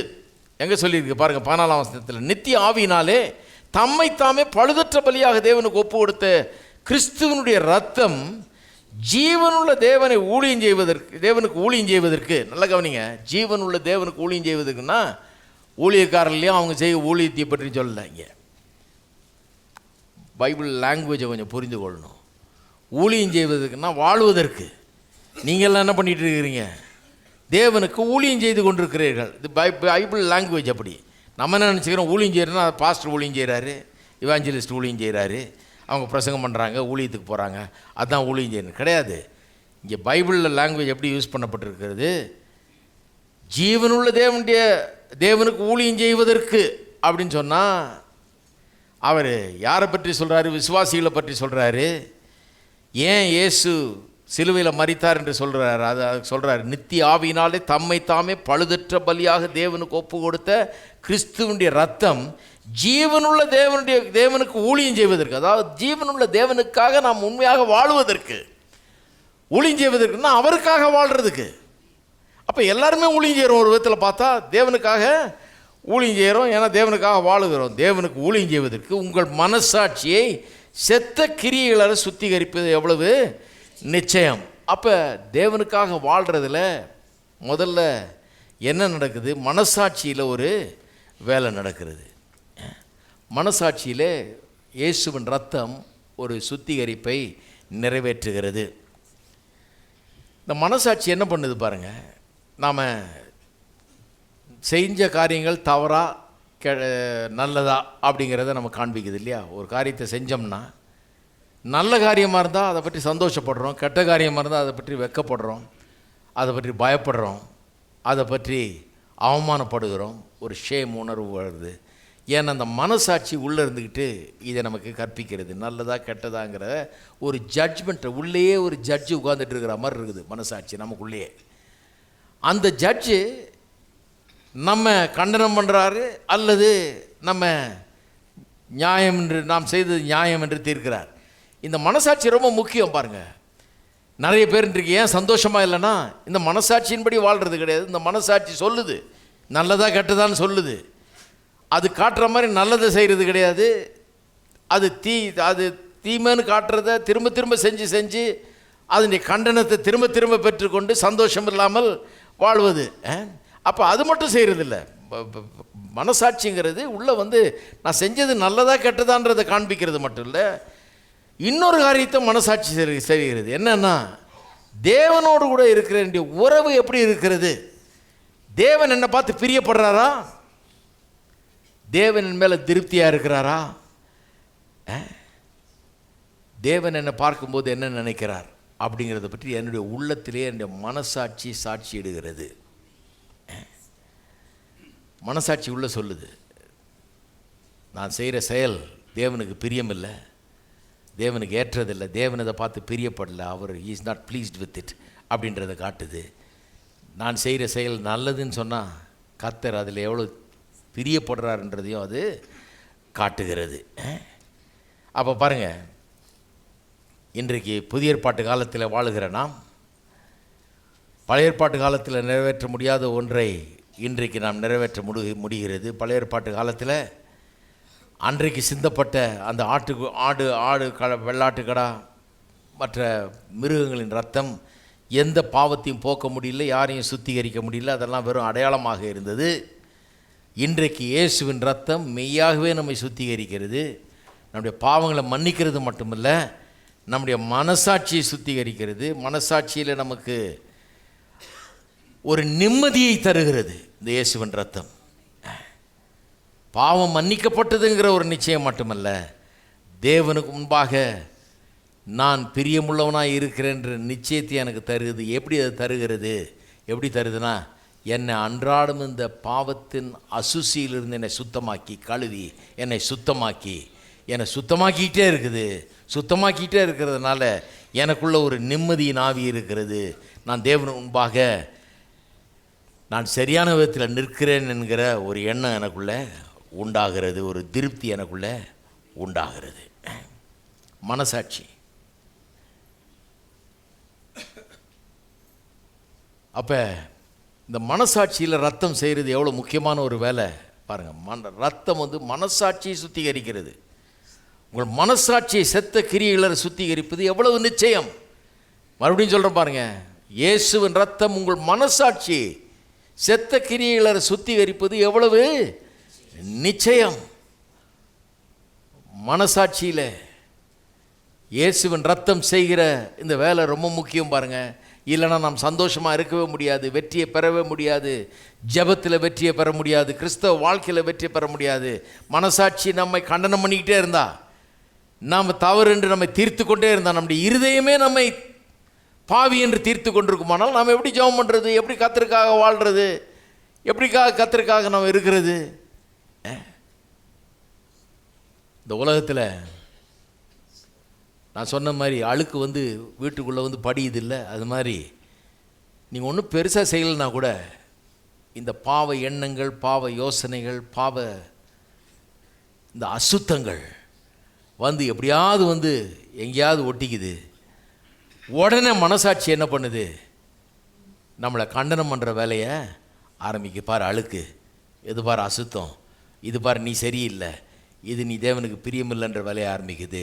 ஆனால் நான் சொல்லுகிறேன், அதுக்கு முன்னாடியே இயேசுவின் ரத்தம் தன்னுடைய வேலையை ஆரம்பிச்சிருது. இதைத்தான் விசுவாசிகள் அறிந்து கொள்ள வேணும். மனசாட்சி கண்டனம் பண்ணுறதுக்கு ரெடியாக இருக்குது. ஏன் எப்படி ரெடியாக இருக்குது? ஏன்னா அசுத்தம் எப்படியும் வந்துடுது, உள்ள எப்படியும் வந்துடுது. இந்த உலகத்தில் அசுத்தம் அவ்வளோ நிறைஞ்சிருக்குது. தூசி படிக்கிற மாதிரி அது பாட்டுக்கு படிச்சுக்கிட்டே இருக்குது. இந்த இயேசுவின் ரத்தத்தின் மேன்மையும் அது செய்கிற வேலையும் பற்றி தெரியலன்னா என்ன ஆகும்? கண்டனத்துக்கிலே தான் வாழணும், நம்ம சந்தோஷம் இல்லாமல் தான் வாழணும். என் நேரமும் நான் பாவின்னு சொல்லிட்டு தான் கிடக்கணும். நம்முடைய ஜெபம் கேட்கப்படாதுன்ற நிச்சயம் தான் உண்டாயிருக்கும். நிறைய பேர் கிறிஸ்தவர்களுக்கு அது ஒரு பிரச்சனை பாருங்கள். என் ஜெபம் கர்த்தர் எப்படி என் ஜெபத்தை கேட்பாரு? நான் தான் பாவியாச்சே, என் மனசே சொல்லுதே நான் பாவின்னு, என் மனசாட்சியை சொல்லுதே அப்படிங்கிறாங்க. அதுக்கு தான் நான் சொல்லுகிறேன், இந்த இயேசுவின் ரத்தம் நம்ம எப்போதும் எப்படி கழுவி கொண்டிருக்கிறது என்பதை குறித்து ஒரு அறிவு நமக்கு வேண்டும். மனசாட்சி நம்ம கண்டனம் பண்ணவே இடம் கொடுக்கக்கூடாது. ஏனென்றால் இயேசுவின் ரத்தம் நம்முடைய சகல பாவங்களை நீக்கி நம்மை சுத்திகரிக்கிறது. ஆமாம், இந்த உலகம் அசுத்தம் நிறைந்த உலகம். ஆமாம், கெட்ட எண்ணங்கள் வந்து ஒட்டி கொள்ளுகிறது, கெட்ட யோசனைகள் வந்து ஒட்டி கொள்ளுகிறது. அசுத்தங்கள் இந்த உலகத்தில் ஏராளமாக இருக்குது. ஒன்றுமே பண்ண, நீங்கள் ஒன்றும் பெரிய தப்பு ஒன்றும் பண்ண வேண்டியதில்லை. வந்து அசுத்தம் எப்படியாவது வந்து உள்ளே வந்து நம்மை தீட்டுப்படுத்துகிறது, அசுத்தமாக்குகிறது. ஆனால் இயேசுவின் ரத்தம் நம்மை சுத்தமாக்கி கொண்டே இருக்கிற ஒரு பெரிய ஊற்று. அதனால தான் பாருங்கள், இந்த ரத்தம் ஜெயம் பாடணும் பாருங்கள். இந்த ஜெயத்துக்கும் ரத்தத்துக்கு எவ்வளோ பெரிய சம்பந்தம் இருக்குது பாருங்கள். இந்த ரத்தத்தை கொண்டு தான் ஜெயத்தை எடுக்க முடியும். மனசாட்சி நம்மளை கண்டனம் பண்ணுறதை விட்டுட்டோம், கண்டனம் பண்ண அனுமதி கொடுத்துட்டோம்னா, அதுலேருந்து வெளியே வர தெரியாமல் இருந்தோம்னா தலையை குனிஞ்சிக்கிட்டே போக வேண்டியது தான். தலையை குனிஞ்சிக்கிட்டே வாழ வேண்டியது தான். அவமானத்திலே வாழ வேண்டியது தான். தேவனை நோக்கி ஜெபம் பண்ண முடியாது, கர்த்தருடைய முகத்தை நோக்கி பார்க்க முடியாது, அப்பா பிதாவேன்னு கூப்பிட கூட நமக்கு வாய் வராது. ஏனென்றால் நாம் அசுத்தம் நிறைந்தவர்கள், தீட்டுப்பட்டவர்கள் தேவனத்தில் வர முடியாதுன்னு தான் இந்த மனசாட்சி சொல்லிகிட்டு இருக்கோம். ஆனால் இயேசுவின் ரத்தம் என்ன செய்கிறது என்பதை புரிந்து கொண்டால், ஈசோப்பினால் என்னை சுத்திகரியும்னு சொன்னான்னு பாருங்க. இப்போ அந்த ஈசோப்பை கர்த்தர் எங்கேயோ வச்சில்ல, போய் செடியிலேருந்து பிடுங்கிட்டு வந்து பிரஷ் மாதிரி யூஸ் பண்ண வேண்டியதில்லை. இந்த ஈசோப்பை இங்கே நாக்கிலே தொங்க விட்டார்.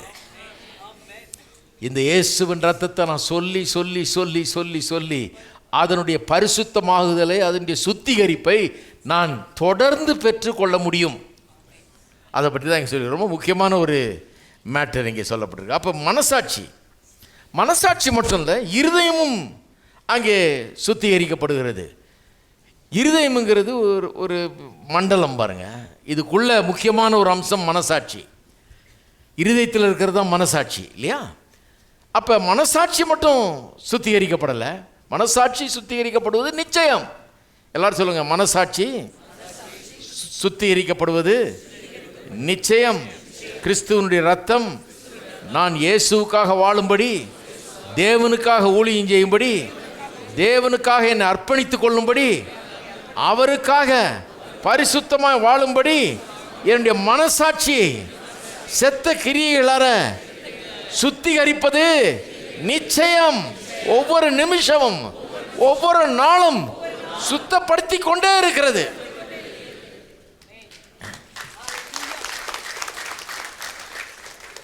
ஒரு ஆஸ்பத்திரிக்கு போயிருந்தோம் பாருங்கள், என்ன அழகாக வச்சுருக்குறாங்க, என்ன சுத்தமாக வச்சுருக்குறாங்க. எனக்கு ஆச்சரியமாயிடுச்சு.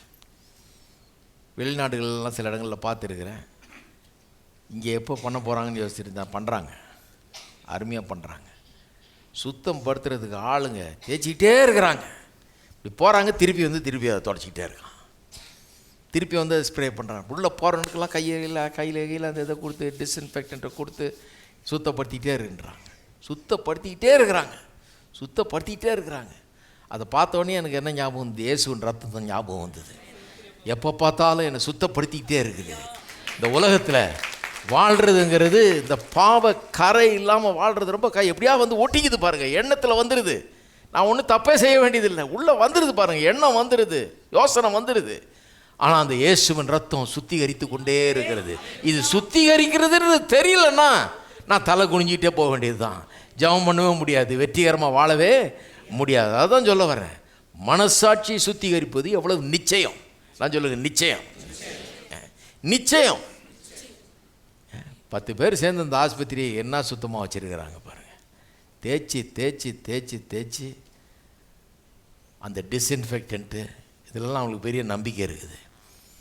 இது எல்லா பூச்சி புழு எல்லாத்தையும் நீக்கி எல்லா கிருமிகளையும் கொன்று இது அப்படியே சுத்தமாக வச்சுருக்கோங்கிறது அவளுக்கு நல்லா தெரியுது. ஏன்னா இந்த கிருமிகள் வந்து ஆள் மேலே ஒட்டிச்சுன்னா அவ்வளோதான், வியாதியஸ்தன் செத்தே கூட போக முடியும். அந்த அளவுக்கு அந்த பாதிப்பு ஏற்படும்.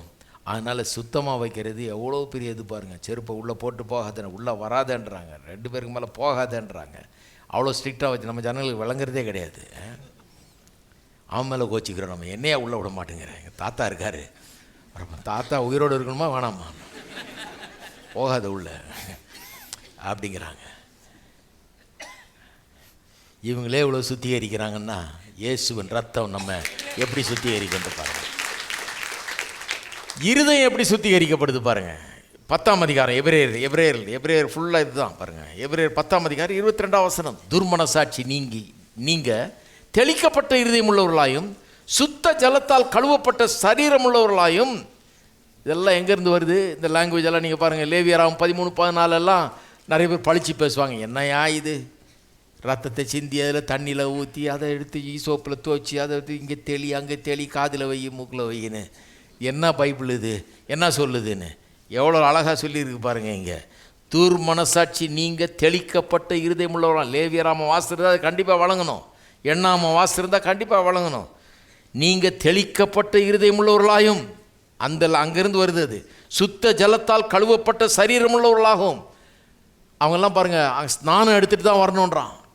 அதை வாசித்து பாருங்கள் 13-14ஆம் அதிகாரம் லேவியராகமும், அப்புறம் எண்ணாமும் 19ஆம் அதிகாரம்.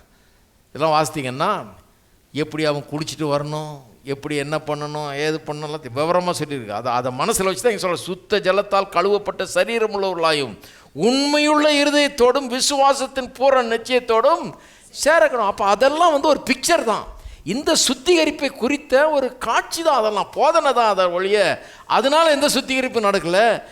இதை குறித்த ஒரு போதனையை போதிக்கிறதுக்காக தான் அங்கே சொல்லப்பட்டிருக்கிறது. அப்போ சொல்கிறாரு, இந்த இயேசுவின் ரத்தம் 20ஆம் வசனத்திலிருந்து வாசித்து பார்த்தீங்கன்னா, அந்த மார்க்கத்தின் வழியாக பிரவேசிப்பதற்கு அவருடைய ரத்தத்தினாலே நமக்கு தைரியம் உண்டாயிருக்கிறபடினாலும், தேவனுடைய வீட்டின் மேல் அதிகாரியான மகா ஆசாரியர் நமக்கு ஒரு இருக்கிறபடினாலும், துர்மனசாட்சி நீங்கள் தெளிக்கப்பட்ட இருதயம் உள்ளவர்களாயும் சுத்த ஜலத்தால் கழுவப்பட்ட சரீரம் உள்ளவர்களாயும் உண்மையுள்ள இருதயத்தோடும் விசுவாசத்தின் பூரண நிச்சயத்தோடும் சேர கழுவோம். இப்போ கவனிங்க, அல்லாமலும் நம்முடைய நம்பிக்கை அறிக்கையிடுகிறதில் அசைவில்லாமல் உறுதியாயிருக்க கடவோம். நம்பிக்கை அறிக்கையிடுகிறதில், எல்லாம் சொல்லுங்க, அறிக்கையிடுகிறதில். என்ன சொல்கிறாரு? ஈசோப்பு எடுத்துகிட்டு வா மறந்துடாதுன்றார். ஹலோ, அதான் மறக்காதபடி இங்கே வச்சுட்டார். யாராவது சொல்ல முடியுமா? பர்ஸை விட்டுட்டு வந்துட்டேன்லாம், காசை விட்டு வந்தேன்லாம். கிரெடிட் கார்டுக்காரன் சொல்கிறான், வீட்டில் ஒடிச்சிட்டு போயிடாதீங்க, மறந்துட்டு கையோடு எடுத்துகிட்டு போங்கங்கிறான். கர்த்தர் என்ன பண்ணார்? இதை அட்டாச் பண்ணி விட்டார். மறந்துட்டு வந்துட்டேன்னு சொல்லவே முடியாது. எந்நேரம் உங்களுடைய நம்பிக்கையை அறிக்கையிடுகிறதில் உறுதியாய் இருக்க கடவோம். வாக்கு தத்தம் பண்ணினவர் உண்மையுள்ளவராய் இருக்கிறாரே. நம்பிக்கை அறிக்கை. நான் என்ன நம்புகிறேன்? இயேசுவின் ரத்தம் சகல பாவங்களை நீக்கி என்னை சுத்திகரிக்கிறது. அவருடைய ரத்தம் வல்லமை உள்ளது. அன்றைக்கு சிந்தின ரத்தம் இன்னைக்கு வரைக்கும் அது வல்லமை உள்ளதாக இருக்கிறது. என்னை சுத்திகரித்து என்னை கழுவுகிறது என்பதை நான் விசுவாசிக்கிறேன். அதை அறிக்கை செய்ய சொல்றாரு.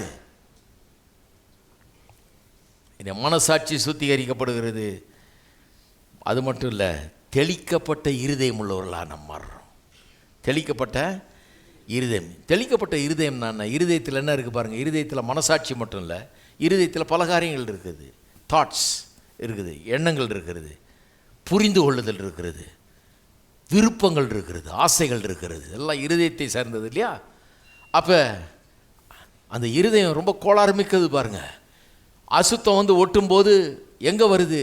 இந்த புரிந்து கொள்ளுதல்ல, இந்த எண்ணங்களில், யோசனைகளில், இந்த விருப்பங்களில், ஆசைகளில், இங்கே தான் இந்த உலகத்தின் அசுத்தங்கள் ஒட்டுகிறது பாருங்கள். இருதயம் தெளிக்கப்பட்டவர்கள்னு சொல்லும்போது என்ன அர்த்தத்தில் சொல்லியிருக்குது? இந்த இயேசுவின் ரத்தம் இந்த பாவ உலகத்தில் நாம் வாழும்போது இதனுடைய அசுத்தம் தொடர்ந்து அழுக்கு படிகிற மாதிரி படிஞ்சிக்கிட்டே இருக்கும்போது இந்த இயேசுவின் ரத்தமானது நம்முடைய எண்ணங்களையும், நம்முடைய யோசனைகளையும், நம்முடைய விருப்பங்களையும், நம்முடைய ஆசைகளையும் சுத்திகரித்து கொண்டே இருக்கிறது. எவ்வளோ அற்புதமானது பாருங்கள். நிறைய பேருக்கு அசுத்தம் ஓட்டிக்கிட்டே இருக்குதுன்றது தெரியுது, ஆனால் சுத்திகரிக்கிற வேலை மட்டும் தெரிய மாட்டேங்குது. ஏன்னா இது யாரும் சொல்கிறதில்ல. நான் சொல்லுகிறேன், இந்த உலகமும் அதன் பாவமும் உண்டாக்குகிற அசுத்தத்தை காட்டிலும் வல்லமை உள்ளது இயேசுவின் ரத்தம். அது நம்மை சுத்திகரிக்கிறது. அந்த ரத்தம் வல்லமை உள்ளதாக இருக்கிறது. பரலோகத்தின் வல்லமையை இந்த ரத்தம் என்னுடைய வாழ்க்கையிலே, என்னுடைய இருதயத்திலே செயல்படுத்துகிறது. அந்த பரலோகத்தின் வல்லமையினால் என்னுடைய இருதயத்தை கழுவுகிறது, என்னுடைய எண்ணங்களை சுத்தப்படுத்துகிறது, என்னுடைய யோசனைகளையும் என்னுடைய விருப்பங்களையும் என்னுடைய ஆசைகளையும் பரிசுத்தமாக்குகிறது. இதை அனுபவித்து பார்த்துருக்குறோமா? நாம விசுவாசிகள் இதை அனுபவித்து பார்க்கணும். பாருங்கள், இதான் இயேசுவின் ரத்தம் பண்ணுறது. இயேசுவின் ரத்தம் நம்ம கழுவுகிற போது நீங்கள் அனுபவிப்பீங்க. அது என்னன்னா, பாவம் இந்த உலகத்தில் இருக்குது.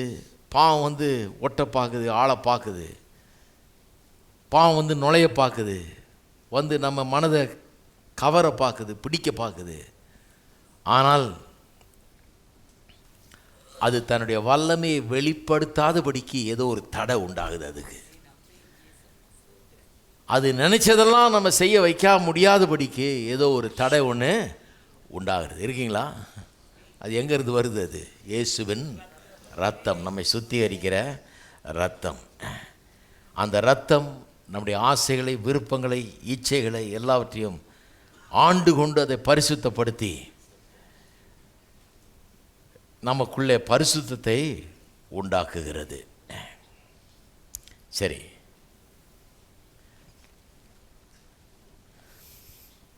சகரியாவுக்கு திருப்போம். சகரியா 13ஆம் அதிகாரம். சகரியா 13 ஒரு அற்புதமான ஒரு வசனம் இருக்குது. இந்த வசனத்தை ஏன் வாசிக்கிறேன்னா, எப்படி இந்த ரத்தம் நமக்குள்ளே வேலை செய்து நம்மை சுத்திகரிக்கிறது என்பதை காட்டுகிறது. பாருங்கள், இது அந்நாளிலே பாவத்தையும் அழுக்கையும் நீக்க, புதிய உடன்படிக்கையை பற்றி சொல்கிறார் பாருங்கள் தீர்க்கதரிசி சகரியா. அந்நாளிலே பாவத்தையும் அழுக்கையும் நீக்க. எதை நீக்க? எல்லாம் சொல்லுங்க, பாவத்தையும் அழுக்கையும் நீக்க. இந்த அழுக்கு பெரிய பிரச்சனை. இந்த அழுக்கு பெரிய பிரச்சனை. சிலர் தெரியாத மாதிரி உட்காந்துருக்கிறாங்க. இந்த அழுக்கு பெரிய பிரச்சனை. இந்த அழுக்குனால பெரிய சோதனையாக இருக்குது. இந்த அழுக்குனால பெரிய கஷ்டமாக இருக்குது. சில நேரத்தில் இந்த அழுக்கு விட மாட்டேங்குது. எங்கே போனாலும் இந்த அழுக்கு இருக்குது, எந்த பக்கம் திரும்பினாலும் இந்த அழுக்கு இருக்குது.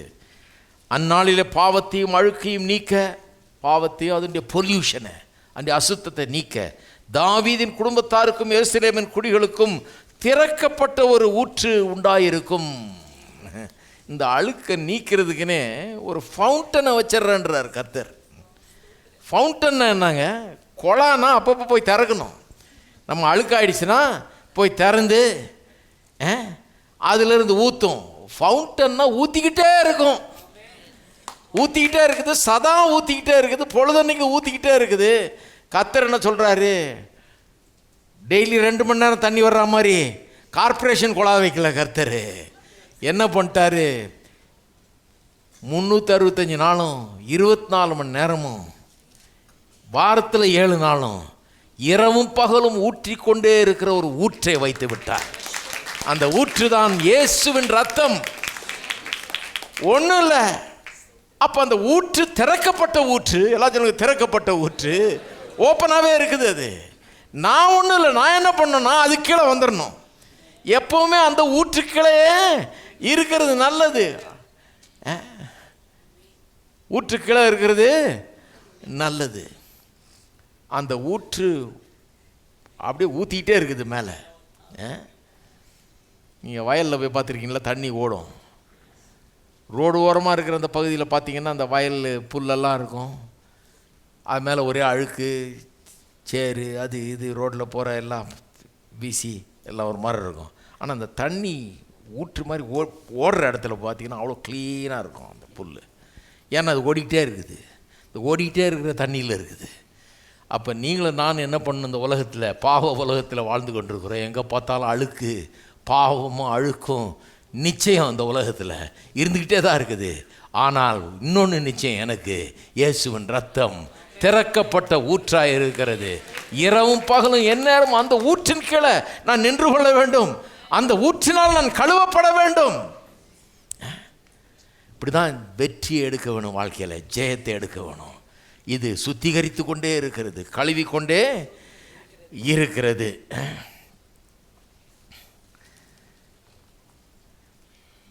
பழைய ஏற்பாட்டு காலத்தில் பாருங்கள், ஒரு தடவை பாவம் செய்யும் போதும் வந்து பாவத்துக்கு ஒரு பலியை கொண்டு வந்து செலுத்தி அந்த பாவத்தை சரிப்படுத்தணும். புதிய ஏற்பாட்டு காலத்தில் ஒரே தடவை அந்த பலியை செலுத்தி அவருடைய சிந்தப்பட்ட இரத்தத்தை திறக்கப்பட்ட ஊற்றாக மாற்றிவிட்டார்.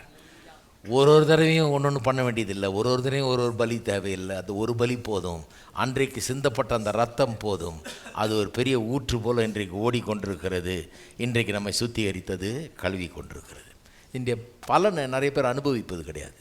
ஏன் அனுபவிக்கிறது இல்லைன்னு சொல்கிறேன். ஒன்று, இது குறித்த அறிவு நிறைய பேர் கிடையாது. நிறைய விசுவாசிகள் இந்த திறக்கப்பட்ட ஊற்று இது சதா நம்மை கழுவி கொண்டே இருக்கிறது, அசுத்தத்தை நீக்கி கொண்டே இருக்கிறது, நம்முடைய மனசாட்சியை நம்முடைய இருதயத்தையும் கழுவி கொண்டே இருக்கிறது.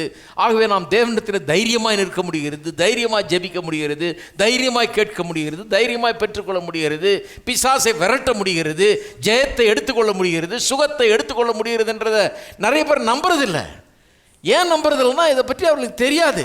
இதை குறித்த அறிவு இல்லாமல் இருக்கிறது. அதனால தான் நிறைய பேர் பாருங்கள், இந்த ஊற்று எப்போவுமே திறக்கப்பட்ட ஊற்றாக இருந்தாலும் இப்படி ஒரு ஊற்று இருக்குன்னு யாருக்கும் நிறைய பேருக்கு தெரியவே தெரியாது. அதனால் இந்த ஊற்று கீழே வர்றதே இல்லை. நிறைய கிறிஸ்தவங்களை பாருங்கள், என்ன சொல்லுங்க, என்ன பண்ணுறது பிரதர், மாம்ச பலவீனம், மாம்ச பலவீனம் என்ன பண்ணுறது, மாம்சத்தில் இருக்கும்போது சில நேரத்தில் இந்த பலவீனங்கள் வந்துடுது இல்லையா நமக்கு.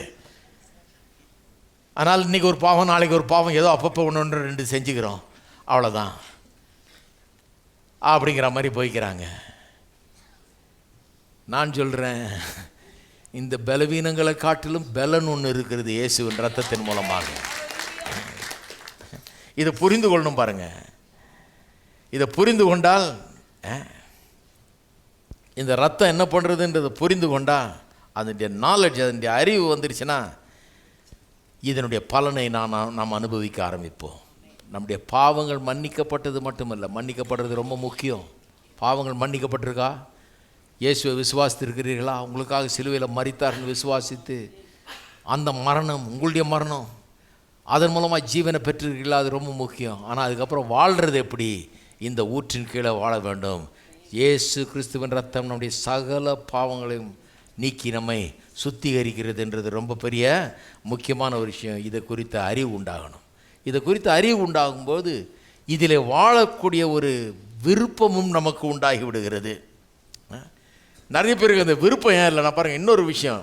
ஒன்று மாம்ச பலவீனம் பிரதர், என்ன பண்ணுறது, இவ்வளோதான், உலகத்தில் இவ்வளோதான் முடியும், உலகத்தில் பாவம் இருக்குது இல்லையா, பாவம் உலகம், நம்ம என்ன பண்ணுறது அப்படின்ற மாதிரி போய்க்கிறாங்க. இன்னொன்று என்ன பண்ணுறது, இந்த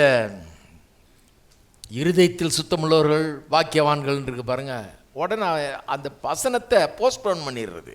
இது இந்த உலகத்துக்காக இல்லை பிரதர், பரலோகத்தில் போன பிறகு. இருதய சுத்தமுள்ளவர்கள் பாக்கியவான்கள்ன்றது இப்போ எப்படி சுத்தமாக இருக்க முடியும்? இப்போல்லாம் சுத்தமாக இருக்க முடியாது. செத்து பரலோகம் போன பிறகு தான் நம்ம சுத்தமாக இருக்க முடியும், தேவனை தரிசிப்போம் அங்கே அப்படின்னு சொல்லி இதை போஸ்ட்போன் பண்ணி பரலோகத்தில் தான் இந்த வாழ்க்கை முடியுன்ற மாதிரி நிறைய பேர் ஆக்கிட்டாங்க. மலப்பிரசங்கத்தில் முக்காவாசி எடுத்து தூக்கி பரலோகத்துக்கு போட்டாங்க நிறைய பேர். இதெல்லாம் பரலோகத்தில் தான் நிறைவேற போகுது. இல்லை, இருதயத்தில் சுத்தமுள்ளவர்கள்ங்கிறது ஒவ்வொரு கிறிஸ்தவனுடைய நிலையாக இருக்க வேண்டும். அதனால தான் இயேசு சொன்னார், பரலோகத்தில் நடக்கும்னு சொல்லலை, இருதயத்தில் சுத்தமுள்ளவர்கள் பாக்கியவான்கள்னால் ஒவ்வொரு கிறிஸ்தவ விசுவாசியும் அந்த இருதயத்தில் சுத்தமுள்ளவர்களாக வாழ முடியும். இன்றைக்கே அதை வாழ முடியும். எப்படி வாழ முடியும்? இந்த ரத்தம் திறக்கப்பட்ட ஊற்றாக இருக்கிறது, நம்ம கழுவி கொண்டே இருக்கிறது, சுத்தமாக்கி கொண்டே இருக்கிறது. அது மட்டும் இல்லை, இன்னும் நிறைய பேர் ஏன் இந்த சுத்தத்தை அனுபவிக்கிறது இல்லை? இந்த அசுத்தம் அவர்களை மேற்கொள்ளுகிறது, அதுக்கு இடம் கொடுத்துட்றாங்க, வேறு வழி இல்லைன்னு நினைக்கிறாங்க. ஏன் அப்படி தான் இருக்கும், உலகத்தில் அப்படி தான் இருக்க முடியுன்ற முடிவுக்கு வந்துட்டாங்க நிறைய பேர். ஏன்னா உலகம் அப்படின்ற முடிவுக்கு வந்துட்டாங்க. ஏன்னு சொன்னால் அவர்களுக்கு இந்த சின்ன சின்ன பாவங்கள், குற்றங்கள், தவறுகள் செய்கிறோன்னு தெரியுது, ஆனால் அதை விட மனதில்லை, அதை செய்ய மறுக்க மனசில்லை. ஒரு அந்த பாவங்களை விட்டு விலகி வாழ ஒரு மனம் அவர்களுக்கு இல்லை. இதையும் செஞ்சுக்கலாம் அதையும் செஞ்சுக்கலான்ற ஒரு மனம் நிறைய நேரத்தில் இருக்குது. அப்படி இருக்கும்போது கழுவப்படுறது ரொம்ப கஷ்டம். தூசி படிஞ்சதுன்னா அது என்ன பண்ணுறது, தூசி வரத்தான் செய்யும் அப்படின்னா கண்டிப்பாக இன்னும் ஜாஸ்தி தான் இருக்கும் அந்த வீட்டில் தூசி. அது வரத்தான் செய்யும், அது ஒன்றும் பண்ண முடியாதுன்ற கன்க்ளூஷனுக்கு வந்துட்டால் அது இன்னும் அதிகமாக தான் ஆகிட்டு இருக்கும். வரவே கூடாது, இதை அகற்றியே தான் தீருவேன், இதுக்கு இடமே கொடுக்க மாட்டேன், இது சுத்தம் பண்ணிக்கிட்டே தான் இருப்போம், இப்படி தான் இருப்போன்ற தீர்மானம் பண்ணிட்டா பாவத்துக்கு அங்கே இடம்பெறாமல் போய்விடும். எத்தனை பேர் இருக்கிறீங்க? கடைசியாக ஒன்று சொல்லிடுறேன், இதை பெற்று அனுபவிக்க வேணும் என்று சொன்னார். இந்த இயேசுவின் ரத்தத்தில் விசுவாசத்தை வைக்க வேணும், விசுவாசத்தை வைக்க வேணும். அதனால தான் எபிரேயர் 10 ரொம்ப முக்கியம். அந்த 23, 24 வசனங்கள்லாம் ரொம்ப முக்கியம். நம்ம செய்கிற அறிக்கையில் உறுதியாய் இருக்க கடவோம். உங்களுடைய விசுவாசம், நீங்கள் விசுவாசிக்கிறீங்க, இந்த ரத்தம் உங்களுக்காக சிந்தப்பட்டது, இது உங்களை பாவங்களற கழுவுகிறது. 1 யோவான் 1:7 படி பாவங்களற உங்களை கழுவுகிறதுங்கிறதுக்கு நீங்கள் விசுவாசிக்கிறீங்கிறதுக்கு என்ன அடையாளம்? வாயில் அது இருக்க வேண்டும், உங்களுடைய அறிக்கையில் அது இருக்க வேணும். இயேசுவின் ரத்தம் ஜெயம். இந்த ரத்தம் என்னை கழுவுகிறது, இந்த ரத்தத்தால் என்னை கழுவுகிறார். அவர் காலையும் மாலையும் என்னை கழுவுகிறார், எந்நேரம் என்னை கழுவி கொண்டிருக்கிறார். இந்த ரத்தத்தின் ஊற்றின் கீழே நான் இருக்கிறேன் அப்படிங்கிறத அறிக்கை செய்து கொண்டே இருக்க வேண்டும். இது நம்முடைய அறிக்கையாக இருக்க வேண்டும். அறிக்கையாக இருக்கும்போது இது நம்முடைய வாழ்க்கையாய் மாறிவிடும். பரிசுத்தம் நம்முடைய வாழ்க்கையாகிவிடும். அப்படி தான் நம்ம வாழுவோம். மனசாட்சி க்ளீனாக இருக்கும், இருதயம் சுத்தமாக இருக்கும், தேவனுக்கு என்று நாம் வாழுவோம். எல்லாரும் எழுந்து நிற்போம். எல்லாரும் கரங்களை உயர்த்தி நாம் கர்த்தரை ஸ்தோத்திரிப்போம். ஸ்தோத்திரம், ஸ்தோத்திரங்க தாவே, உமக்கு ஸ்தோத்திரம். அன்பின் பிதாவே, உம்மை துதிக்கிறோம், உம்மை ஸ்தோத்திரிக்கிறோம். இந்த காலை வேளையிலே நன்றியுள்ள இருதயத்தோடு உம்மை துதிக்கிறோம் கர்த்தாவே. எங்கள் பாவங்களை மன்னித்தது மட்டுமல்லாமல் எங்களுடைய பாவத்தின் மூலமாக உண்டாகிற இந்த உலகத்தில் உண்டாகிற அழுக்கு அசுத்தங்கள், எங்களை ஒட்டி கொள்ளுகிற இந்த பொல்லாத காரியங்கள், எண்ணங்கள், யோசனைகள், விருப்பங்கள், ஆசைகள், இவைகளெல்லாம் தொடர்ந்து கழுவி கொண்டே இருக்கும்படியாக, சுத்திகரித்து எங்களை கழுவும்படியாக உடைய விலையேறப்பெற்ற ரத்தத்தை திறக்கப்பட்ட ஊற்றாய் ஆக்கி இருக்கிறபடியால் உமக்கு ஸ்தோத்திரம். இந்த ஊற்றின் கீழே நாங்கள் வாழுகிறோம். தொடர்ந்து எங்களை அது கழுவி கொண்டே இருக்கிறது. இது கழுவுகிறபடினால் நாங்கள் சுத்தமாக இருக்கிறோம். சுத்தமாக இருக்கிறபடினால் தேவனை தரிசிப்போம் என்று சொன்னபடி உம்முடைய முகத்தை ஏறெடுத்து பார்க்கக்கூடியவர்களாக இருக்கிறோம். இரத்தத்தால் கழுவப்பட்டவர்கள் நாங்கள். உடைய ரத்தம் எங்களை தொடர்ந்து கழுவி கொண்டிருக்கிறபடியாக உமக்கு ஸ்தோத்திரம். சுத்த மனசாட்சியை கொடுத்து, சுத்த இருதயத்தை கொடுத்து, தேவக்கென்று வாழும்படியாக எங்களுக்கு பலத்தை தருகிறபடியாக உமக்கு ஸ்தோத்திரம். ரத்தம் ஜெயத்தை தருகிறபடியாக உமக்கு ஸ்தோத்திரம் கர்த்தாவே. வாழ்க்கையின் எல்லாவற்றிலும் ஜெயத்தை தருகிறபடியாக உமக்கு ஸ்தோத்திரம். பாவத்தின் மேல் ஜெயம், அசுத்தத்தின் மேல் ஜெயம், எல்லா அழுக்கின் மீதும் ஜெயம் எங்களுக்கு ஒவ்வொரு நாளும் ஒவ்வொரு நிமிஷமும் உண்டாயிருக்கிறபடியாக உமக்கு ஸ்தோத்திரம். இந்த காரியங்கள் மனதின் ஆழத்தில் பதிய கிருபை செய்வீராக. இதன் பலனை ஒவ்வொருவரும் பெற்று அனுபவிக்கட்டும். உமக்கு எல்லா கனம், மகிமை, துதி, ஸ்தோத்திரங்களை ஏறெடுக்கிறோம். இயேசுவின் நாமத்திலே ஜெபிக்கிறோம். ஆமென். நம்முடைய கர்த்தராகிய இயேசு கிறிஸ்துவின் கிருபையும் பிதாவாகிய தேவனுடைய அன்பும் பரிசுத்த ஆவியானவருடைய ஐக்கியம் நம் அனைவரோடும் இன்றைக்கும் என்றைக்கும் இருப்பதாக. ஆமென்.